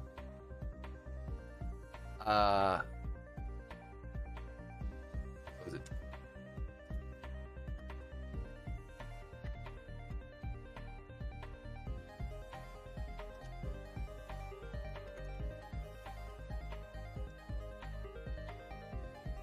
Bro, that dude, unliving lightning gives me like crazy ideas. Oh my goodness, I have so many ideas, like so many cool things I can do with that.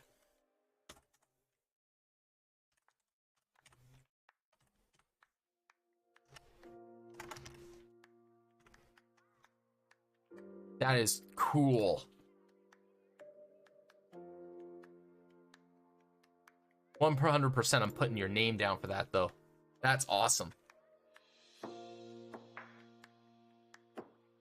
Okay.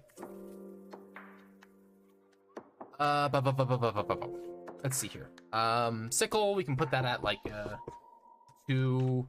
Spear, that's a 3. Light crossbow, 3. Dart, that's a 1. Short bow, that's a 3. Sling, that's a 1.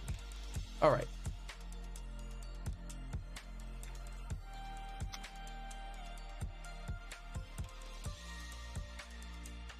One plus 3 plus 1 plus 3 plus 3 plus 2 plus 3 plus 3 plus 2 plus 3 plus 3 plus 1 plus 3 plus 1. 32.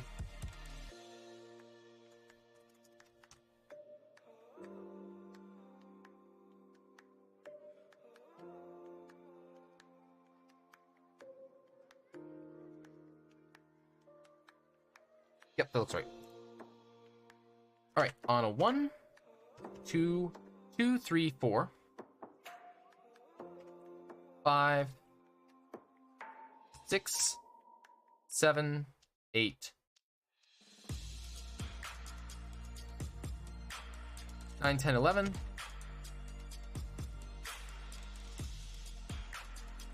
12, 13, 14, 15, 16,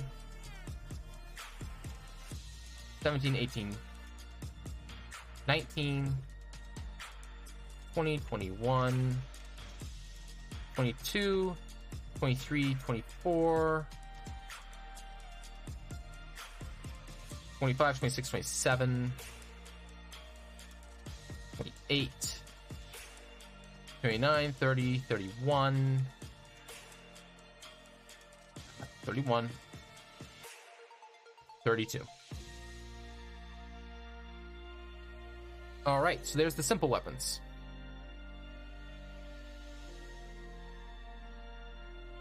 Awesome. That's cool. I like it.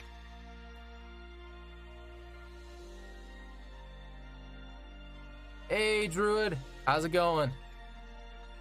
Lurking while working. What's up?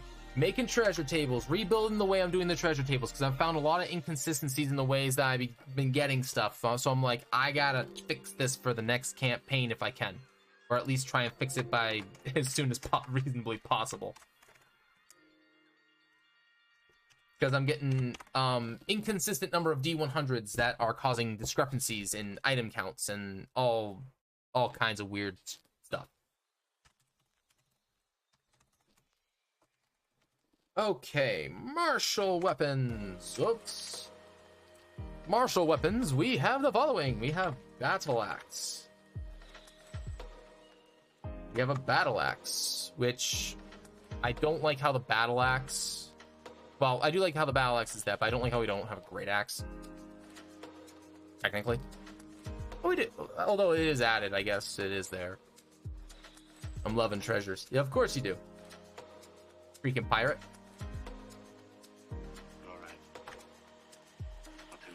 The flail, the glaive, the glaive. Not sure what the heck. Not sure what I did there. That was weird.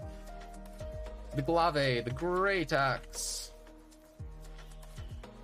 the great sword.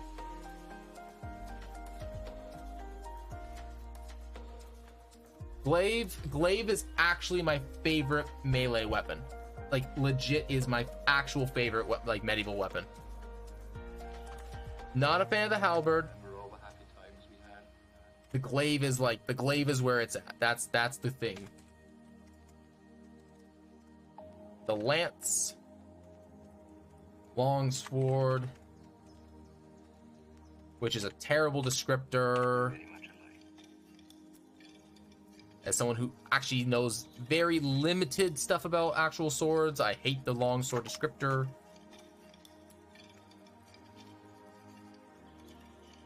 Screw halberds, glaives all the way. Agreed. Also, I have it labeled as no lyrics. Why is it giving me lyrics? No. Go away.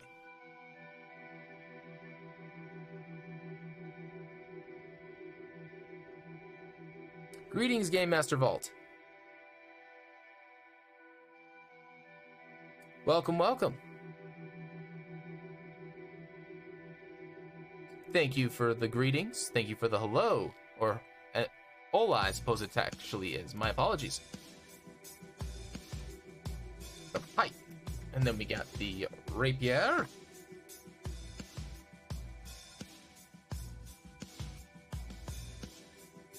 Scimitar.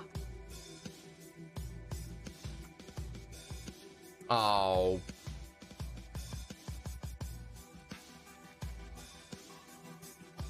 Block user on YouTube.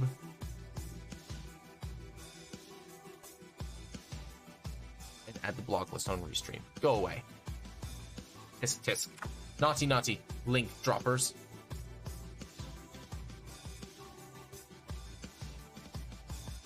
Alright, scimitar, short swords. Trident.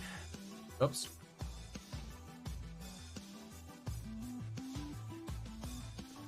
Which there was literally a shape-changing trident that got dropped as loot in the current campaign, which is super cool. I think it's gonna be used as a whip or a dagger right now by the local rogue.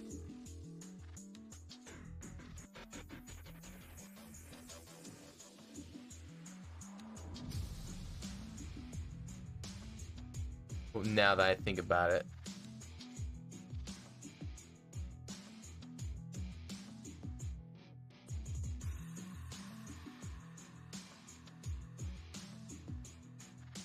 Okay, now that I'm back to where I was, Warpick.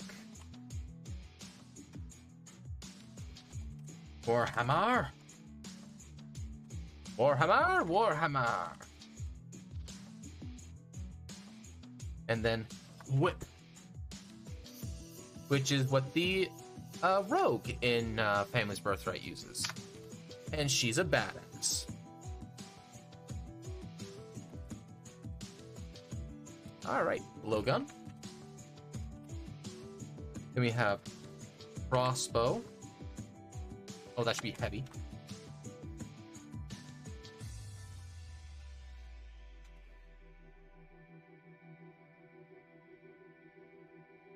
I hate home COVID tests. Yes!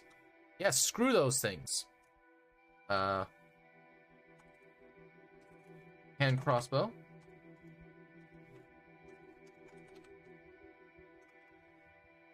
Longbow. And then last but not least, the net. You know what? I don't even know why that's in the martial ranged weapon section. That's just freaking weird. No, rogue, not a rogue with a warhammer. Rogue with a whip. Pair of whips, actually. And she's badass. I'm back. Twitch cut me out for a minute. Basically, the unliving lightning is a dread elemental created not by summoning, but from the creation of flesh golems. Basically, I'm trying to reanimate the dead through lightning. Can sometimes imbue the lightning with unnatural life. It's... Oh! That's awesome.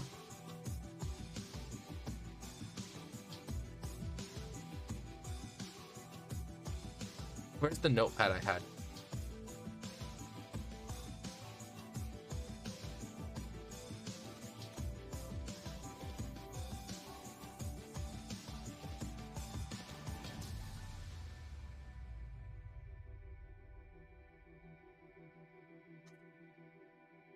There we go. That is like dope. You can throw a net. Yes, that's true. Like you can throw a net. I just think it's so weird that it's labeled as a weapon and not like a use item. Like alchemist fire. Right? Like, I just find it so weird that it's in there. I'm not against it. It's just weird. Okay. Likelihood difference of the items. Oh, and all this needs to be fixed. There we go. All right, battle axe. Standard. So 3, flail is a 2, glaive is a 3, great axe is a 3, great sword is a 3, halberd is a 3, lance is a 1 because you don't want many of those. Long sword is a 3, maul is a 2, morning star is I'll go with 2. Pikes are a 2. Pikes are 1s. What do they have pikes as in this? They're like reach, they're like heavy reach and 2-handed. They're basically the same as a halberd, just a different damage type. Yeah, put them as a 2. Rapiers 3, scimitar 2, short swords 3, tridents 2, war pick is a 2, warhammers are 2, whip is a 1, blowgun's a 1, heavy crossbow is a 3, hand crossbow is a 2, longbow is a 3, and net is a 1.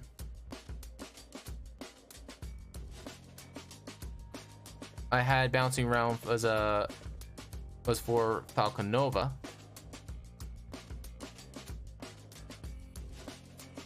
Oh, Falconvia?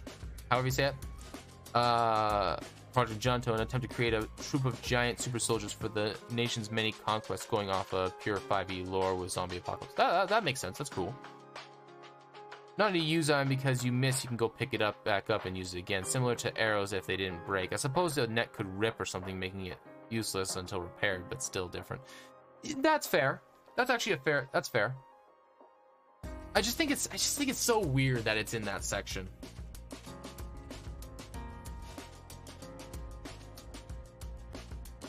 All right, 4, 5, 6, 7, 8, 9, 10, 11, 12, 13, 14, 15, 16, 17, 18, 19, 20, 21, 22, 23, 24. What did I have it as? Okay, it was a 2. 24, 25, 26, 27, 28, 29, 30, 31, 32, 33, 34, 35. 36, 37, 38, 39. Oops. 40, 41. 42. 43. 44, 45, 46. 47, 48, 48, 40. Yeah, 48. 40, 49, 50, 51, 52. Okay. And then set this as a 52, B52. I suppose you could make, Junto has created the Junto Soldier and the Junto Serum. The Serum turns animals into their dire versions and has jump-started the creation of giant bird-riding aerial corps. Object failures, rendering insane by the Serum and create them. That's cool idea. I actually really like that idea. That's an awesome idea. Okay. Now we get into the fun stuff. We get to come up with some really fun and dumb weapons.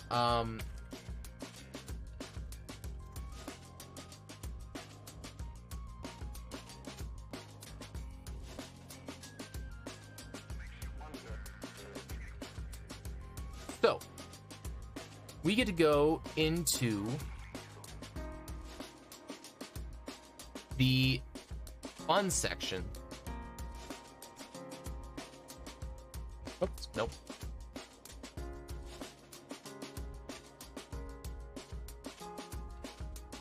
Which is the esoteric.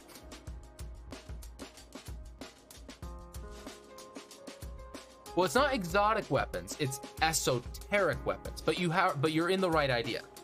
So the reason that it's not exotic weapons, it's specifically esoteric.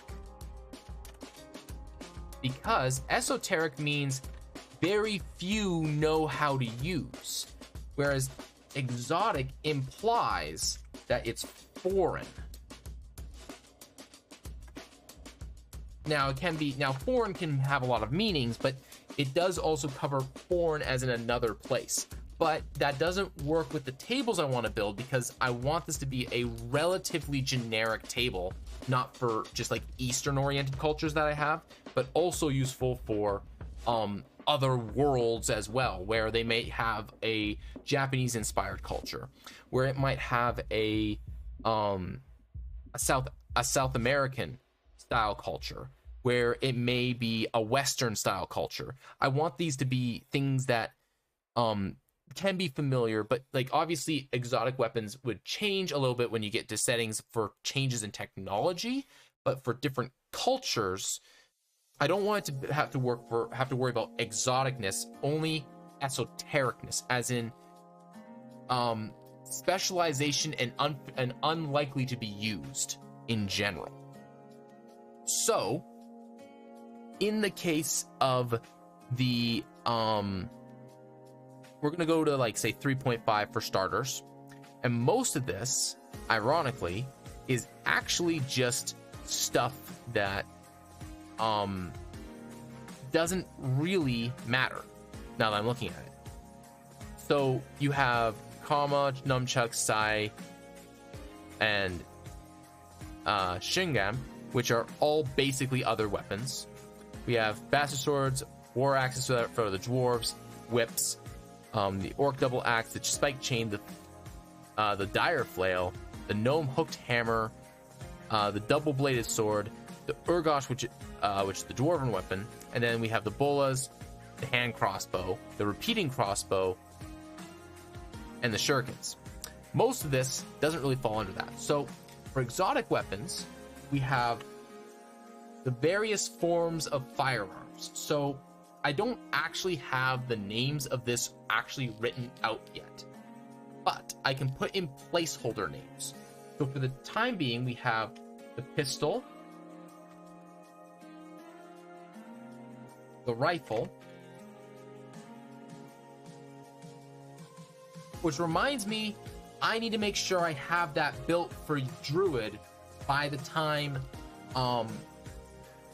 April rolls around, because that's when that one shot's happening, because she's playing a Grun Artificer, and I need to make sure that that's set up by then. And yeah, pistol, rifle, revolver, they're not going to be, actually these are going to be slightly different.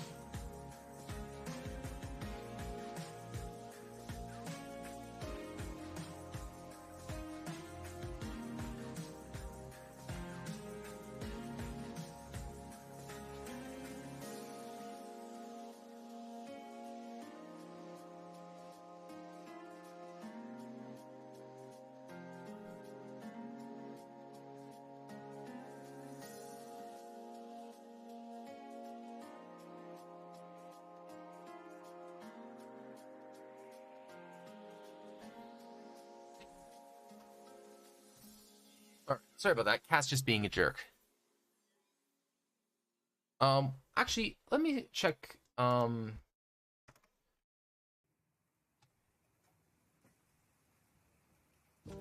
Artificer. Check the old one.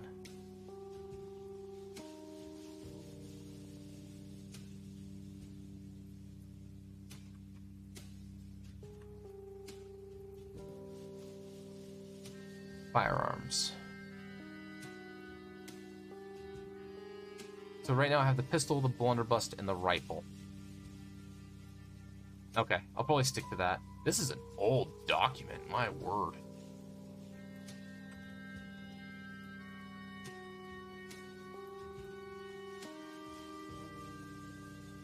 I'll stick to that for now. And then in addition to that, we have, we will be using the racial oriented, makes specific weapons in here. So mine specifically, there is the Dragon Lance, which is a specific dwarf weapon. The elves have thin blades. They're called thin blades.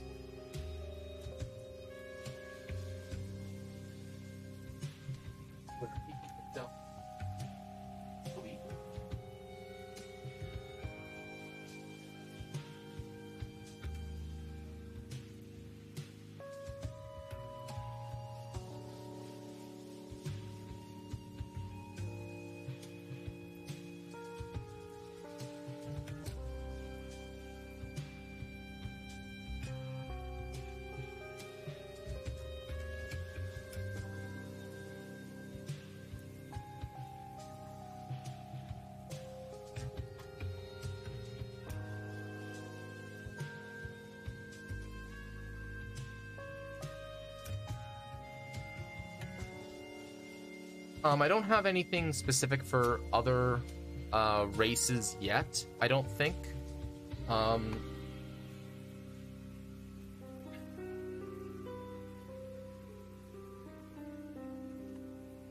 The scythe is also an exotic weapon.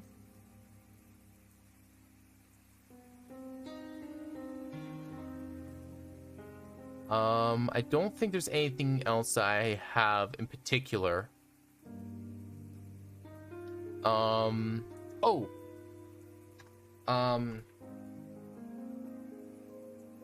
Spike gauntlets. And spike gauntlets. Those are there so that you can do the melee, the strength, boxer, basically. Like the fighter boxer. That's really all that's there for.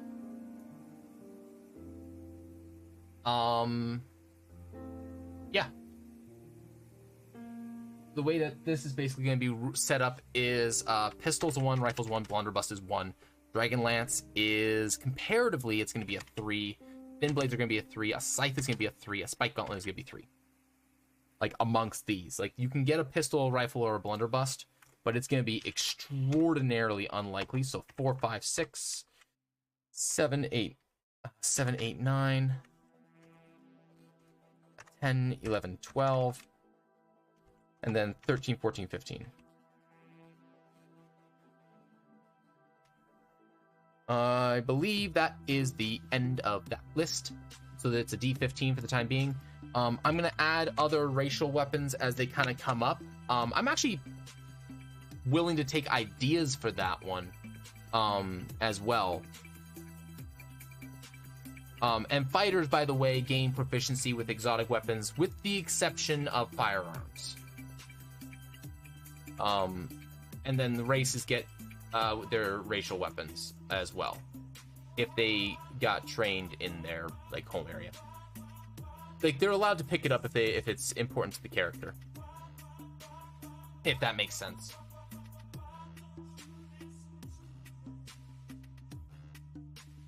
They're not better weapons per se, they're just specialized weapons would be a better way of putting it. The Dragon Lance, for example, is a weapon that dwarves aren't trained to do, but it's a weapon that's of dwarven design and specifically designed to be a weapon utilized to fight dragons, and it's a dwarven weapon. Thin blades were weapons made by elves, specifically because they had access to mithril and more potent magical enchantments historically, and that was one of the things that they utilized to fight very effectively in general as secondary as sidearms, because they were about as light and easy to use as a dagger, but they were just as effective as a scythe, or not scythe, as a scimitar style weapon.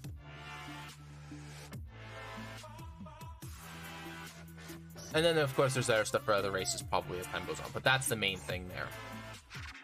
Odds of finding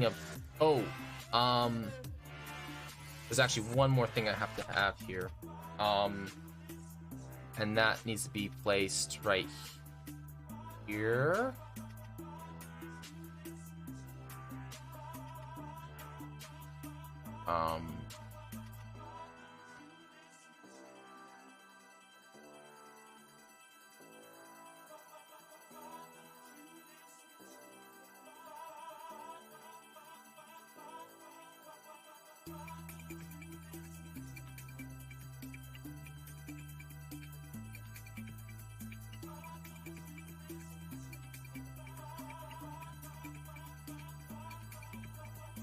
Can I move it by a smaller amount? Really? Alright, fine.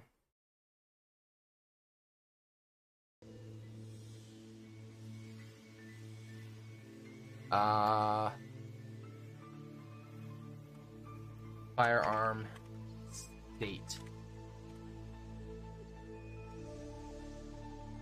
Broken. Disrepair.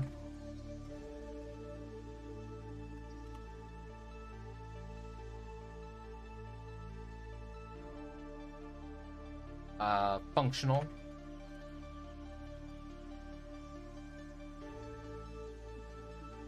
And this would be on a... This would be a D10.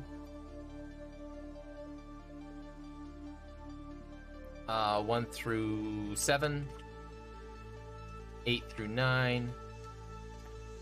Very unlikely that you get a functioning firearm.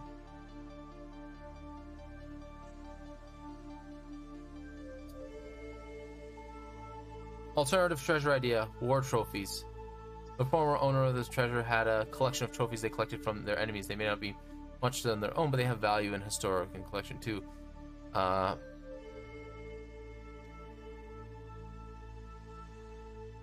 Menagerie. Person with a collection of animals. If you okay, take it going. Spend magical item. May drain magical items left to this chest. Some items have a few uses left. Alternatively, this way makes a unique effect or function. Games. Chest contains boards, pieces. Jesus. Okay, slow down there, Game Master Vault. Jeez, holy. Game pieces, keys. Many keys we found. Dungeon blueprints. Oh, like, yeah. Cool if the PCs bypassing, or funny if they have painstakingly mapped out every square inch. Yeah, like I love giving out like seemingly there can be seemingly mundane stuff, but I one of the things that I don't put stuff down on, I place stuff in chests with purpose. So the purpose is basically there's three reasons. I think basically there's three reasons to place something and make mention of it. It's either loot for the players to pick up because they want it, because it increases their power. It improves the lore of the world, so it's there to improve the fact of, you know, hey, this is a thing that generates history, right? It's one of those things like, hey, it's important to the greater realm of existence, you know, the setting that you're in. It talks about where you are, or gives you an idea of like some of the things that can happen there. And plot devices allows for you to push the plot forward. Now that can mean a lot of things. That can mean moving forward in a dungeon. That can mean giving a piece of information that could progress them further in the story. But there's but generally items need to fall into those three things. An item that just kind of sits there meaninglessly is useless. But all those things are great to use.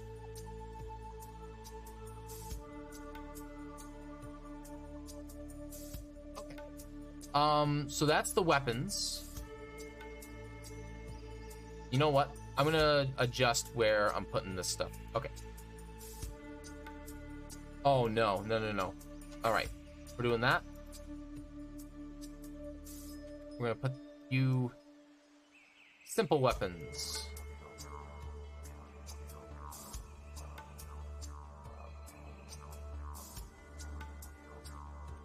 Martial weapons.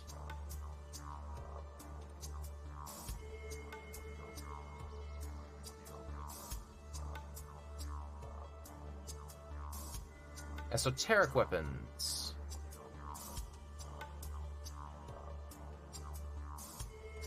There we go. That's much better, much cleaner. Okay. Actually, we're not gonna do that. All right.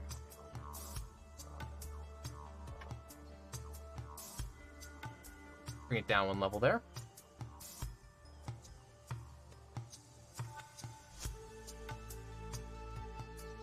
Get rid of this.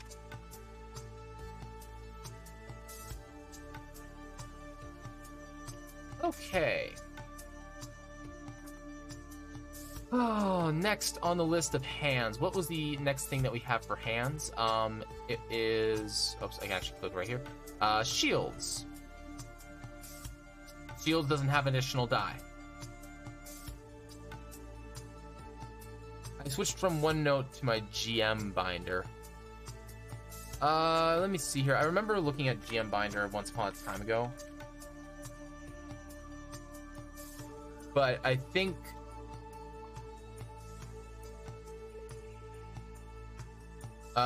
yeah, in order for GM binder to be worth it, you have to get the plus. I remember thinking that one. And I don't have money to spend on that. So... Nice. That's awesome.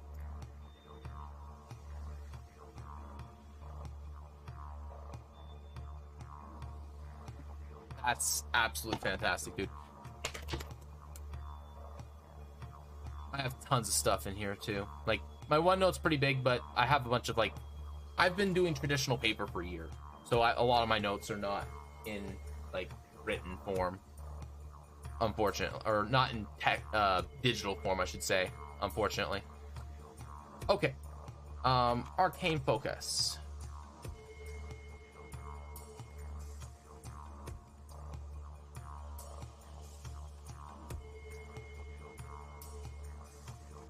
Okay, we have wand, rod, staff, crystal,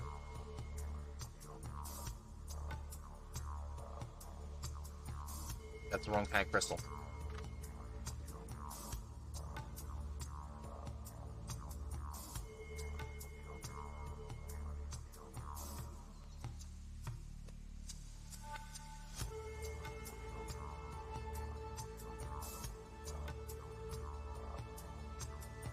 Let me think here.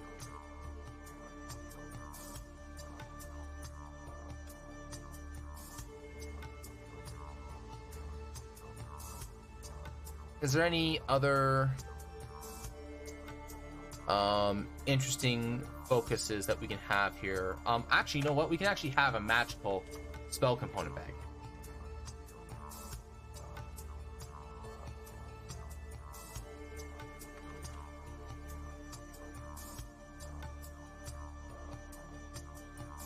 Magical component pouch. I think that's pretty much it.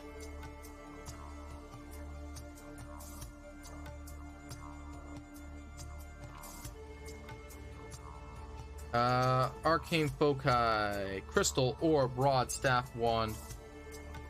Got the orb. Forgot the orb.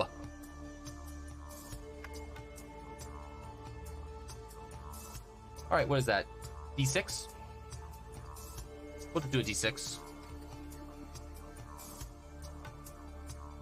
No reason for it to make that particularly crazy. Although wands, rods, staves would be much more common. But yeah, I'm not too concerned about it. You over by 1. All right, and you are divine focuses.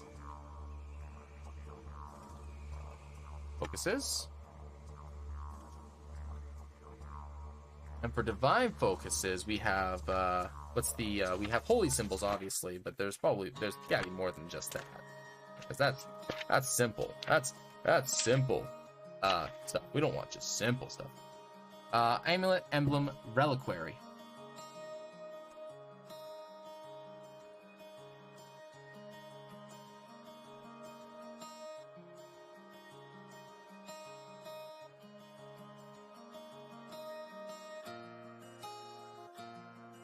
Reliquary. I'm trying to remember. Isn't a reliquary like a form of vestige?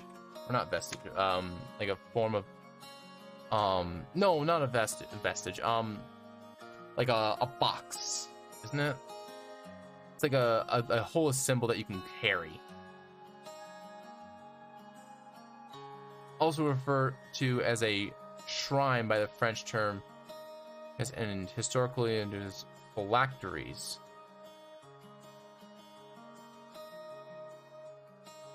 A portable reliquary might be called a furetier, and a chapel which houses.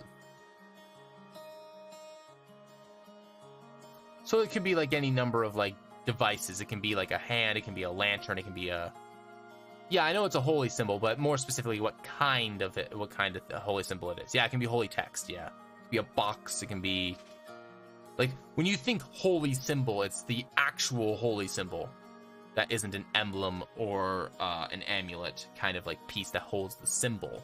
It's the actual symbol itself. So like, rather than having an emblem that has the image of a book on it, it's the literal book, which is like super cool, actually, now that I think about it. That's really neat. Bag of Asmodeus marbles. Yeah, exactly. Like, that'd be something that you could have. Greetings, Animal Crossing. Welcome, welcome. Glad you could be here.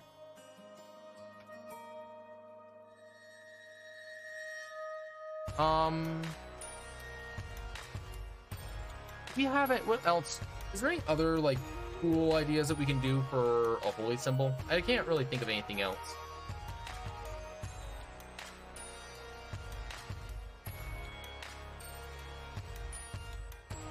Most things would just fall under reliquary.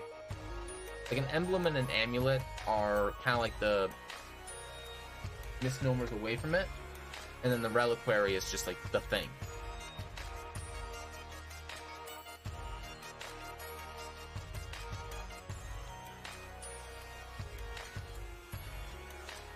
Some sort of axe, maybe. Well, I'm thinking holy symbols as like yeah, like a holy weapon or holy shield. Yeah, because that's more of a paladin, because it'd be specifically like a paladin kind of thing where you would have it on your weapon or armor, right? You'd be donned in the damn thing. So we can go for, but we're still gonna go with D6. I got an idea here. D6 2 3-4 reliquary is a 5, and then 6 is equipment. And at which point I have to roll for a god and all that on top of it, but that's something else entirely. I like that on its own though. Oops, no, I don't want that. I want this.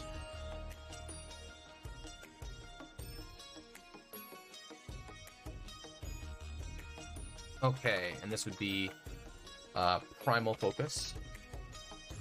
Primal focus, or druidic focuses, would be more akin to, where is druid focuses? So so the main thing we have here is a sprig of mistletoe, a totem, a wooden staff, and a yew wand. So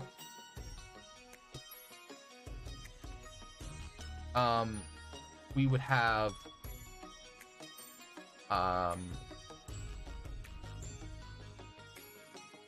staff, yew wand, so like very very specific kinds of wands and staffs. And then we have, what was the last one here? A totem. I don't know how I missed that one.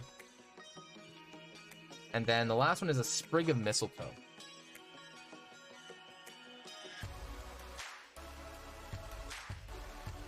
Now, the problem I have with the sprig of mistletoe, unless it mentions something in here about, in the main book about it specifically, it does not.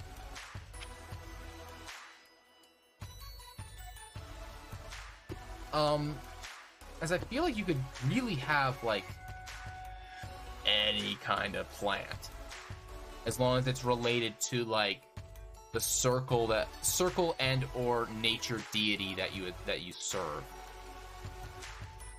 So I feel like that would be something specific. Like, this would also be for the primal forces, right? So this would be for the elemental forces, and then as well as the natural forces, the laws of existence. So I'm gonna get rid of Spriggle Mistletoe, and I'm gonna put in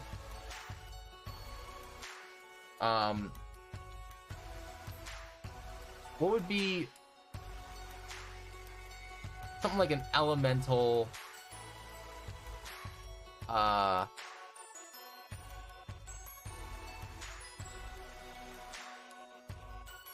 don't even know.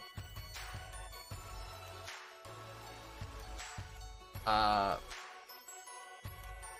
don't want to put in specific ones for each deity, so plant of rare flora. That's a good way. Yeah, rare flora. Rare flora. That's a good way of putting it. Rare flora. And that can, and now I need something to cover the elemental side of things. Actually, I don't think I do. I think it's fine.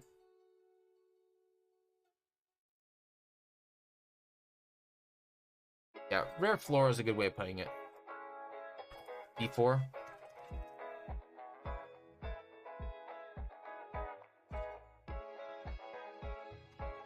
Okay, now we get into the weird stuff.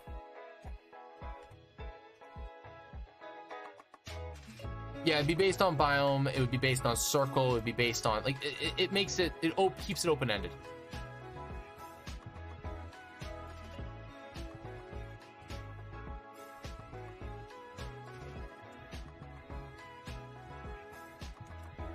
Alright.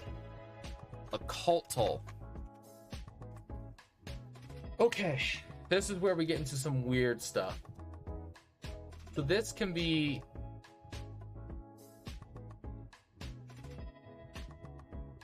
This is where we get into some weird shit. So, first thing that's in there is instrument. because this affects bards and warlocks primarily. So bards use instruments. Skull with candles, yeah.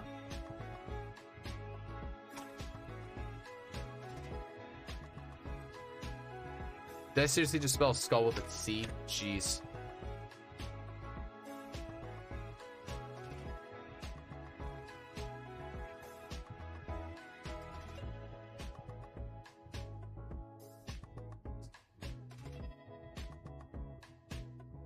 There we go.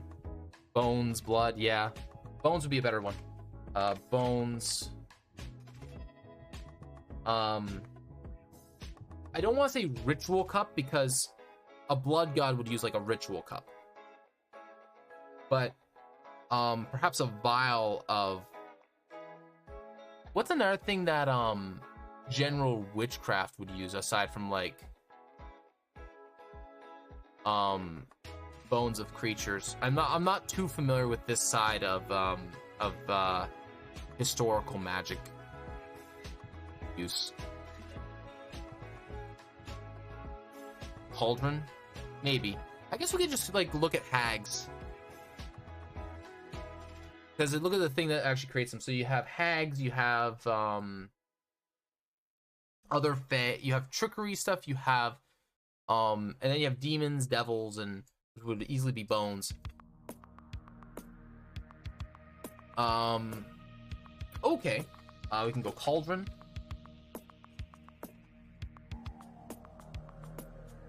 Oh.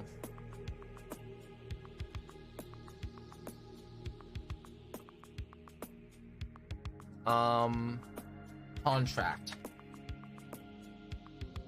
There's a good one. Contracts. You can find an old occultal contract.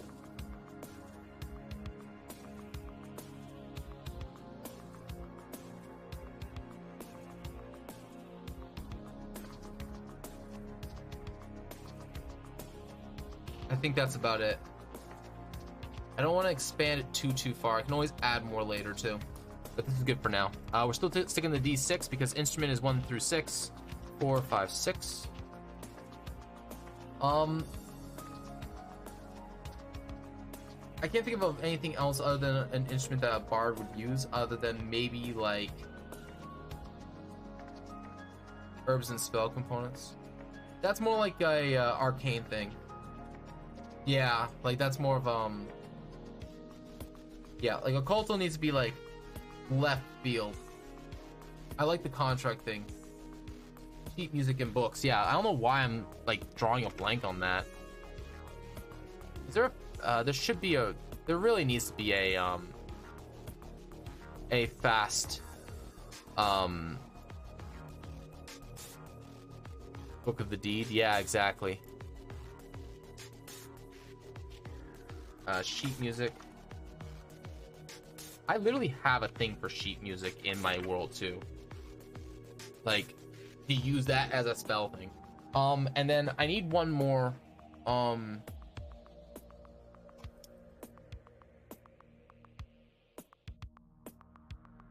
yeah, Book of Exalted Deeds.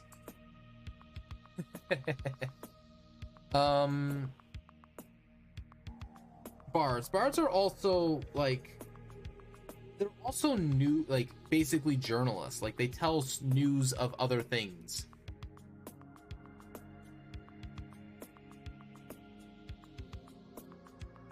They're also speakers. They're poets.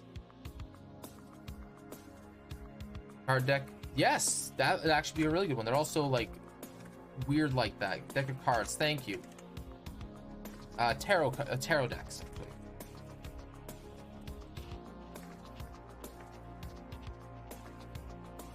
How do you spell tarot?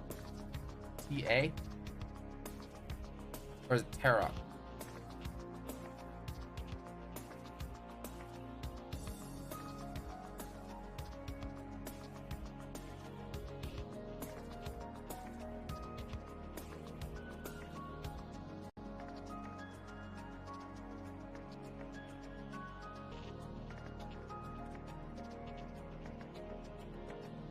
Tarot? Yeah, Haro. Yeah. Haro is actually a better word, I think, to use here.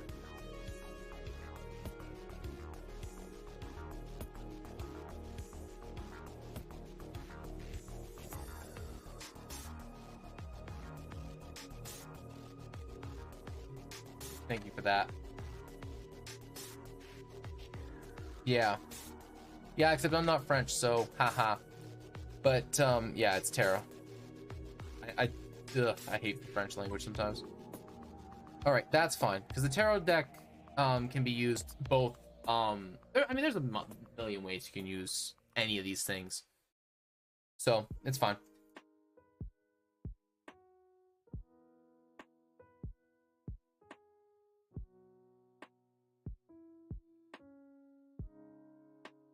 Okay. That's finally done. The hands side of things is finally done. That's the most painful part of this whole thing, I think. Because everything else is kind of like, yeah.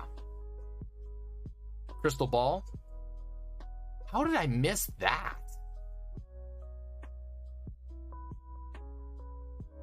Some kind of scrying focus. Yeah, crystal ball.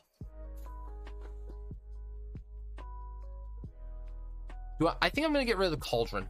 I don't think cauldron fits. We can replace that.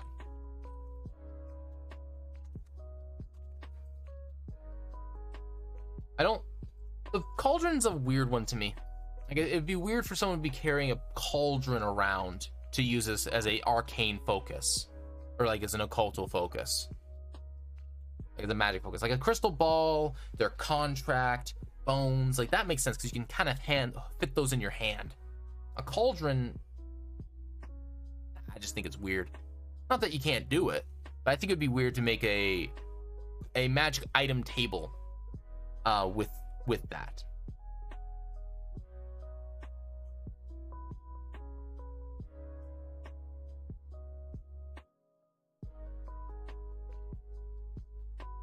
I'm not too concerned about having like a specific instrument set up because I can always just like come up with one on the fly, or just roll on another table, or just look at the number of instruments that are there and just roll that. So I'm not concerned about playing that here. Okay, I like this. I like this. I like where this has ended up. And you know what? I'm just gonna put this as a D6 and make this the staff and the totem more common, just so that it's always a D6, just to keep it consistent, like for the focus, because that's, I mean, if I can keep it consistent across the board, I'd rather do that. Okay, hands. We have head.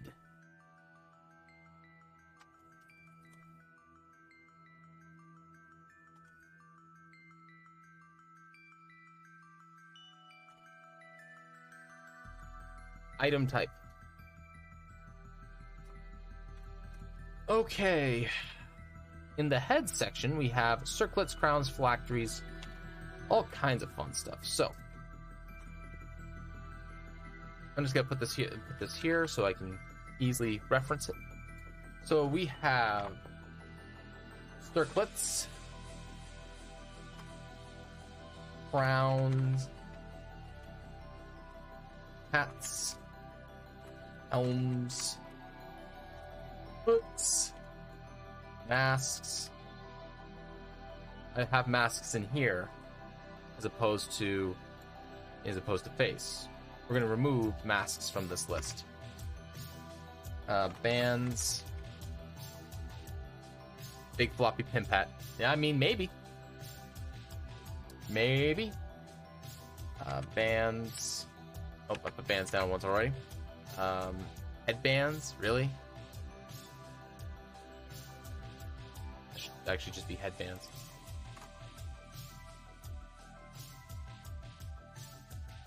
Laurels.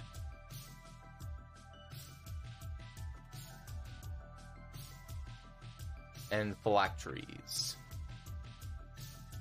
Back to the bag over the head idea. That would just be a hood.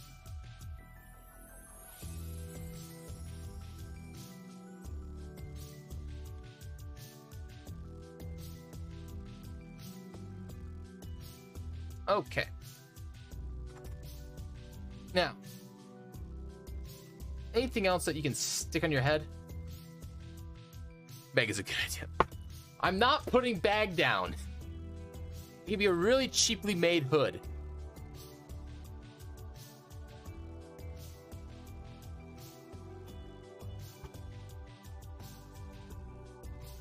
Oh my goodness, but cap definitely needs to be in there.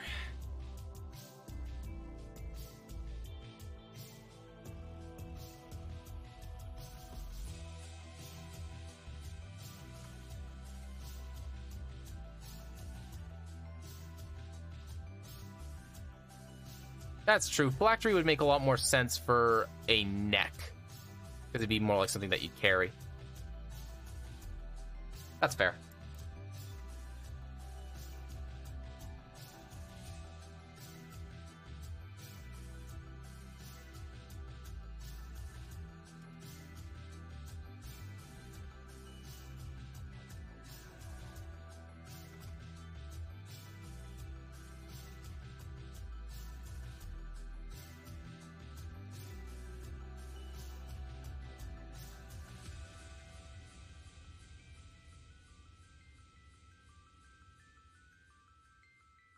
Why would you carry around a lich? I mean, it's not just liches that would have phylacteries. But yes. And also, why not? You would be a servant of the lich, and you could be carrying it around to ensure that it stays safe. You just happen to find one, or you happen to find a phylactery to someone who attempted to do it, but it's actually a failed lich attempt. It's still a phylactery, but it's failed. Also, laurels, I guess at that point, technically, wouldn't you put that around your neck as well?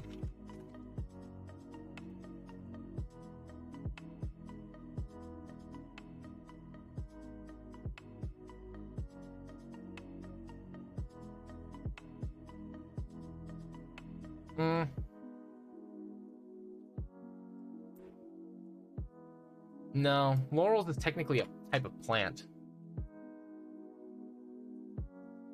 Bunny ears. No.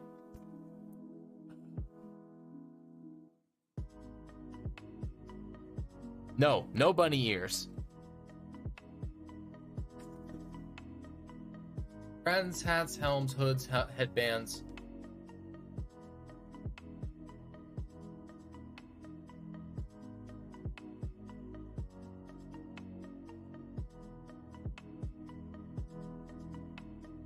But they're plus 2 bunny ears of hopping. No. Yeah. Damn it. No, Nano. No.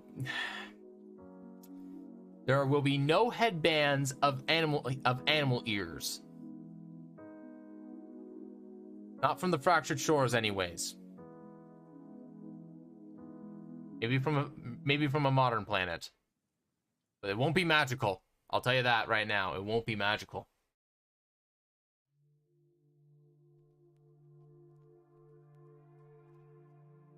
Sure, they look stupid, but dang, that stat bump.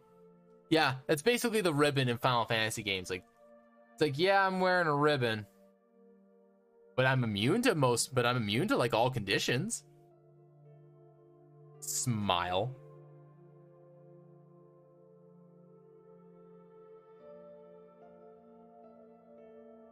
Okay. All these would be pretty reasonable in my book to find any specific one of these. So that is 1, 2, 3, 4, 5, 6, 7.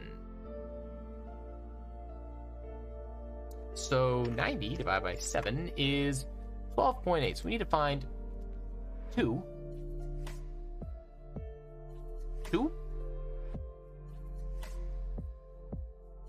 Owl.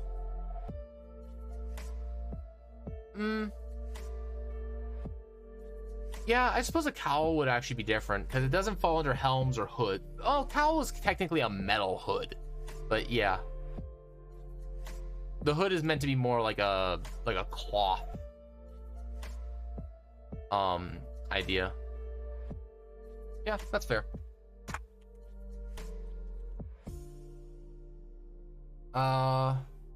Anything else? Anything else? Rack the brain, rack the brain. I've been awake for 20 something hours at this point. Rack the brain.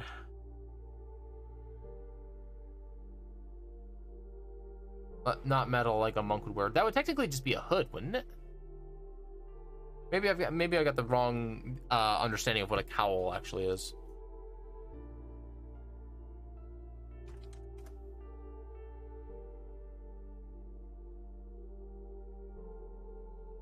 A hood or a long hooded cloak, especially for monks. Oh, okay, I see what you mean.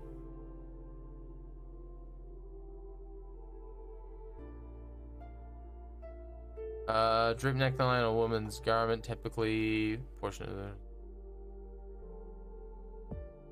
Yeah. It is almost 1 o'clock.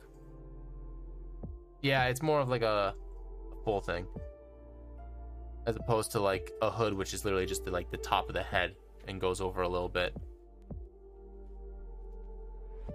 Okay. Makes a lot more sense.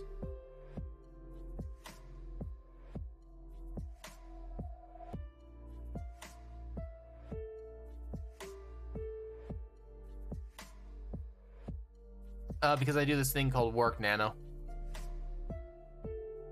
And do dad stuff on occasion.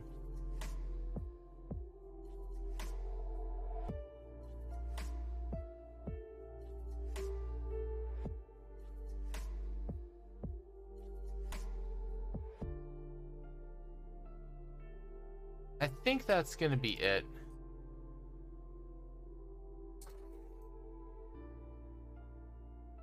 Which one of these can have the extra point?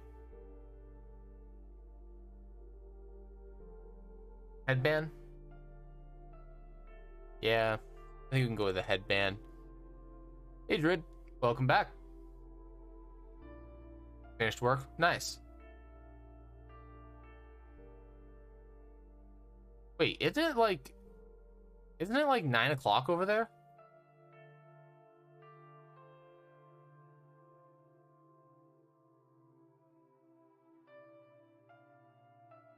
Alio caps, probably the most common. Yeah.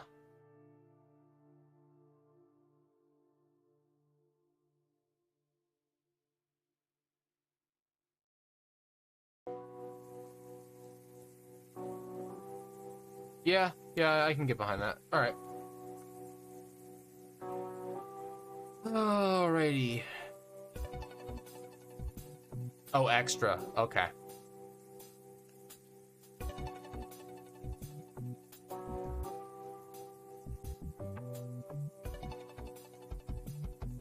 Did a few extra hours for the weekend news. 7 for me, probably like 8 for her at this point. Yeah, that's fair. All right. For caps, then, so it's a 10 would be putting it at 20. So 22. So 23 to 20 to 33, 34 to 44, 45 to 55. Oops, come on. 56 to 66, 67 to 77, 38 to 88, and then 89 to 100.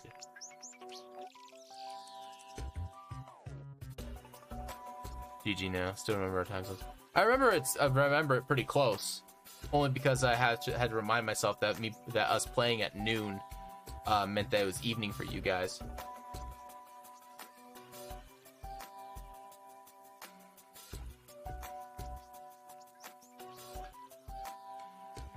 For our eventual season 2. Yes, we will get to that, I swear.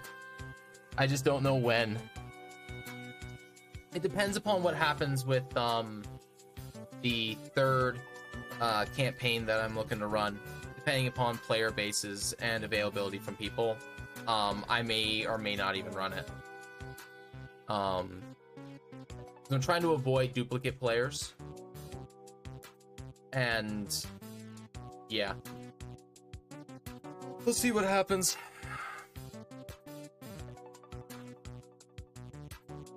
I'm gonna be looking into getting people for the next campaign. I guess something in like in April. I'm gonna be looking for people, and then hopefully starting like a session 0 sometime in May with a selected set of people, and then go for, you know, a couple months, maybe end by October-ish,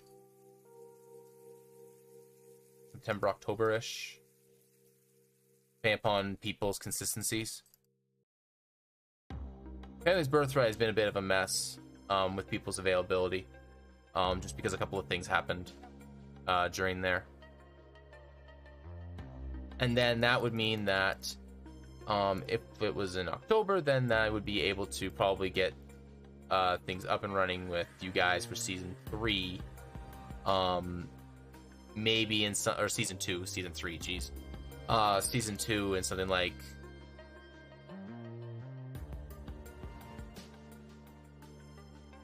maybe November to like January-ish, depending. I don't know. I hate having to have you guys like wait like an entire year for a season 2, but I mean, we'll see. We'll see what happens.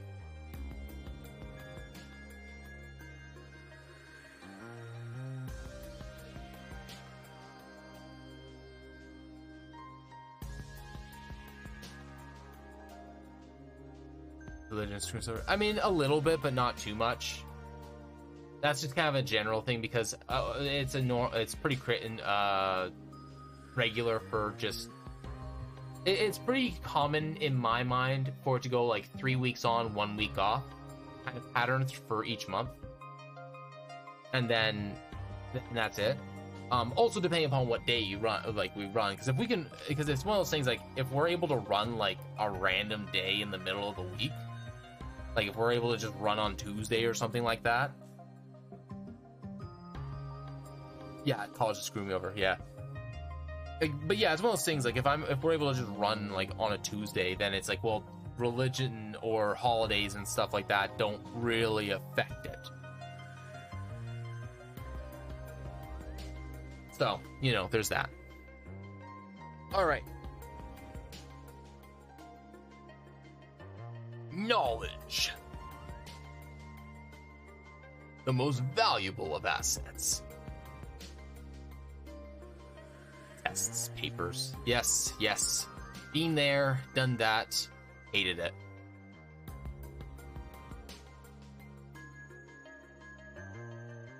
There we go. Get rid of the laurels.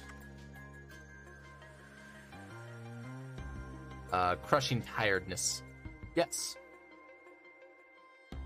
Alright, amulets, brooches, medallions, necklaces, parapets, phylacteries, scarabs. Scarabs? I guess that works.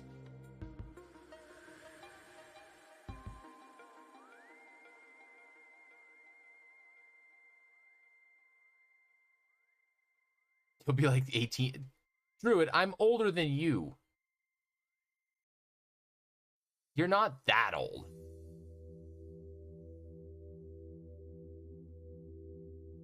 Like, I know I only just turned 30 in like the last month, but that's not the point. You're not allowed to say that you're old and have no energy.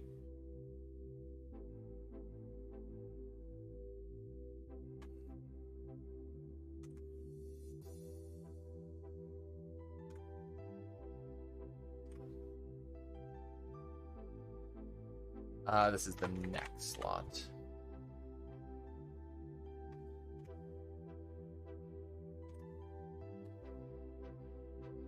Oh man, Grandmaster's fault. I used to babysit Jesus. Oh, you would be old then. All right, got amulets.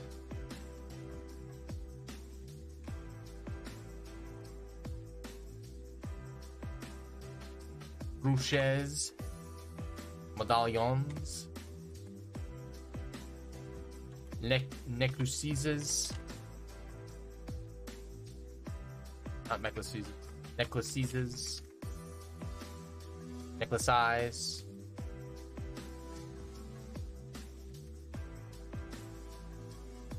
Parapets.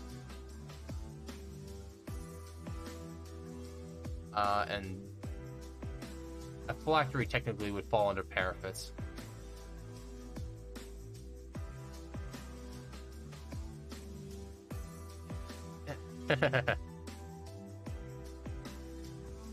Old enough to hurt my back and not make it through a sleepless night anymore. I was going to the whole senior year on like 3 hours of sleep. I mean, have energy. I can't survive without sleep. I love sleep. Sleep is good. Sleep is a beautiful thing. Anything else that you can wear on the neck? Scarf.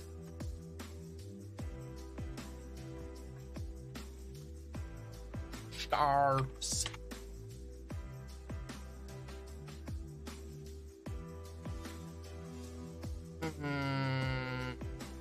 Oh wait, are scarves neck or are they shoulders?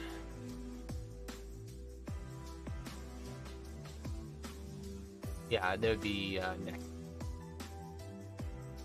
Feather boas?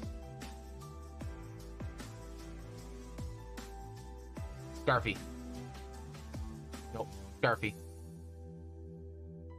That's what it's called now. It's called scarfy, not scarves.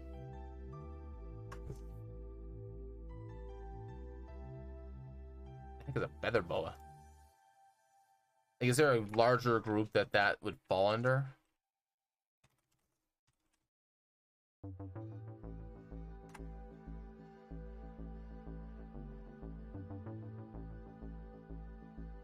Oh, I see. Boas and shawls.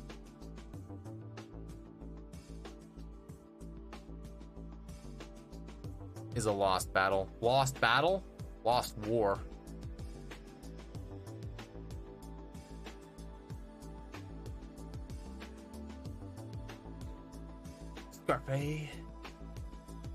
Scarfacey. Yeah.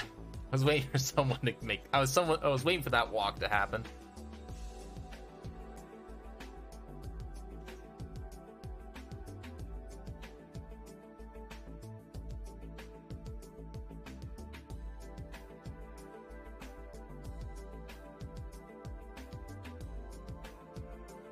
Oh man. Do I have I think I have shawls in shoulders. Shawls are in shoulders. Stoles are in there. Wing. Yeah, I guess technically wings would be in there. Capes, cloaks, cords, mantles. I think that's pretty much it.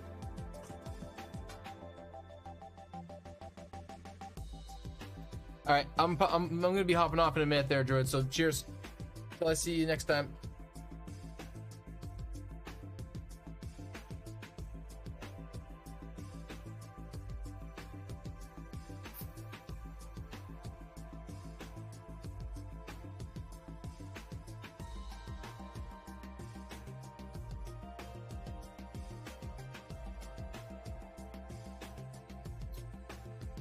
I think that's gonna be it.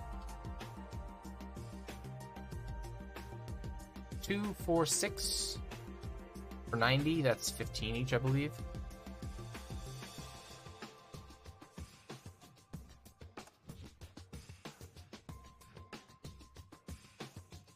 Yep, 15. Okay. That would be 25, 26 to 40.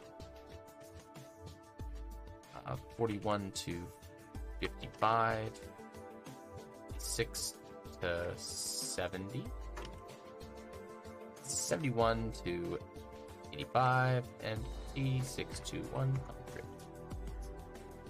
Chokers. Thank you, chokers. I knew I was missing one. Dang it.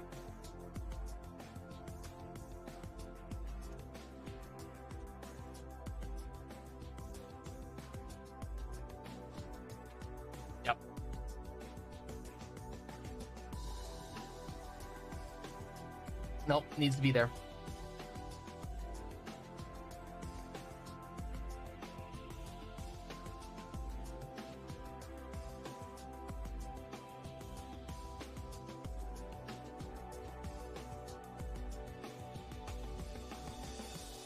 Delay is weird. Yeah, it can be, yeah.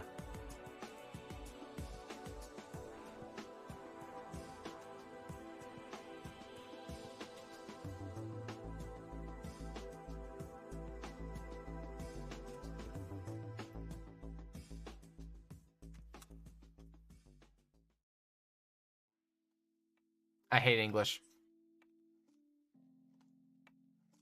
The English language sucks. Oh, man.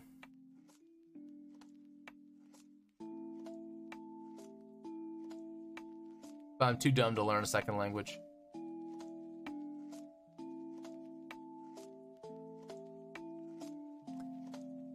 Okay.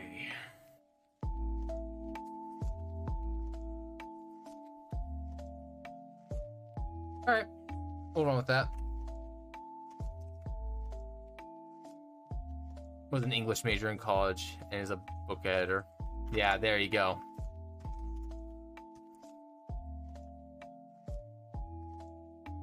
Ugh.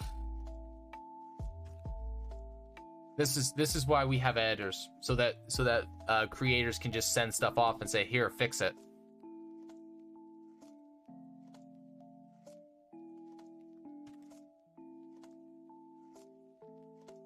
Live in Taiwanese, yeah.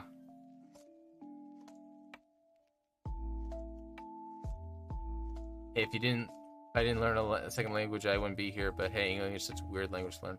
English is a dumb language.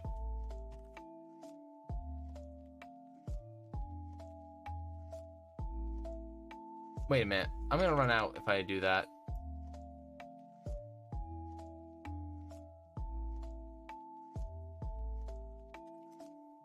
I have 7.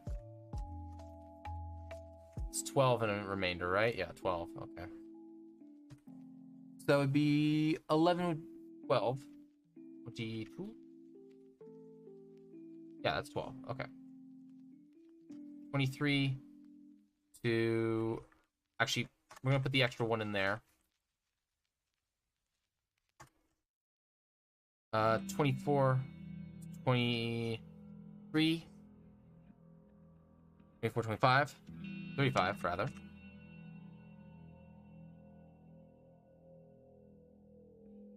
To 47, 8, 49 to 57, 61, 61, 62 to 74, 75 to 87, 88 to 100. There we go. That works for me. All right. And then we have shoulders, waists, wrists, reusables, and consumables. Wondrous items is where all the really fun, weird stuff happens. But it's going to be based off of... that's where it comes into, like, where the effect is, and then it's just kind of be creative on what can be what. So, like, the reusable item is like, hey, you can get all the regular reusable stuff out there, like the bag of tricks and bag of holding and all that. But it's like, hey, you get a wondrous item on the consumables. It's like, it's a fireball. It's like, okay, beat a fireball. Or an orb of fireball or something like that. Or it's like spirit guardians. It's like, you get a statue, you find a small, like, chess piece or a small little statue that looks like a chess piece, but it's a guy holding a warhammer and a shield or something like that. And it's spirit guardians or something. All right, it's time for me to call it. Really appreciate you guys swinging by and sticking around. I had a lot of fun. Thank you, Patchwork, for the really cool idea. Really like it. I'm stealing it 100%. Putting your name in there, though. Love it. And yeah, so feedback might be on tomorrow morning. Be a big maybe, though. Probably not, but big maybe. And then tomorrow night for sure. Tomorrow night for sure. For 7 p.m. EST, I think it is right now. I don't know. I can't remember what it actually sits on the time scale. And hard to carry around the dwarf statue with the war hex's life size. I mean, at that point, I would make it the whatever the level 4 spell is, where it's like the guardian that hits stuff for like 20 damage every turn, or whenever they approach it. I can't remember what it's actually called. The guardian, it's like guardian soul or something like that. I can't remember. Anyways, but cheers, guys. Really appreciate it. Till next time, have a good day.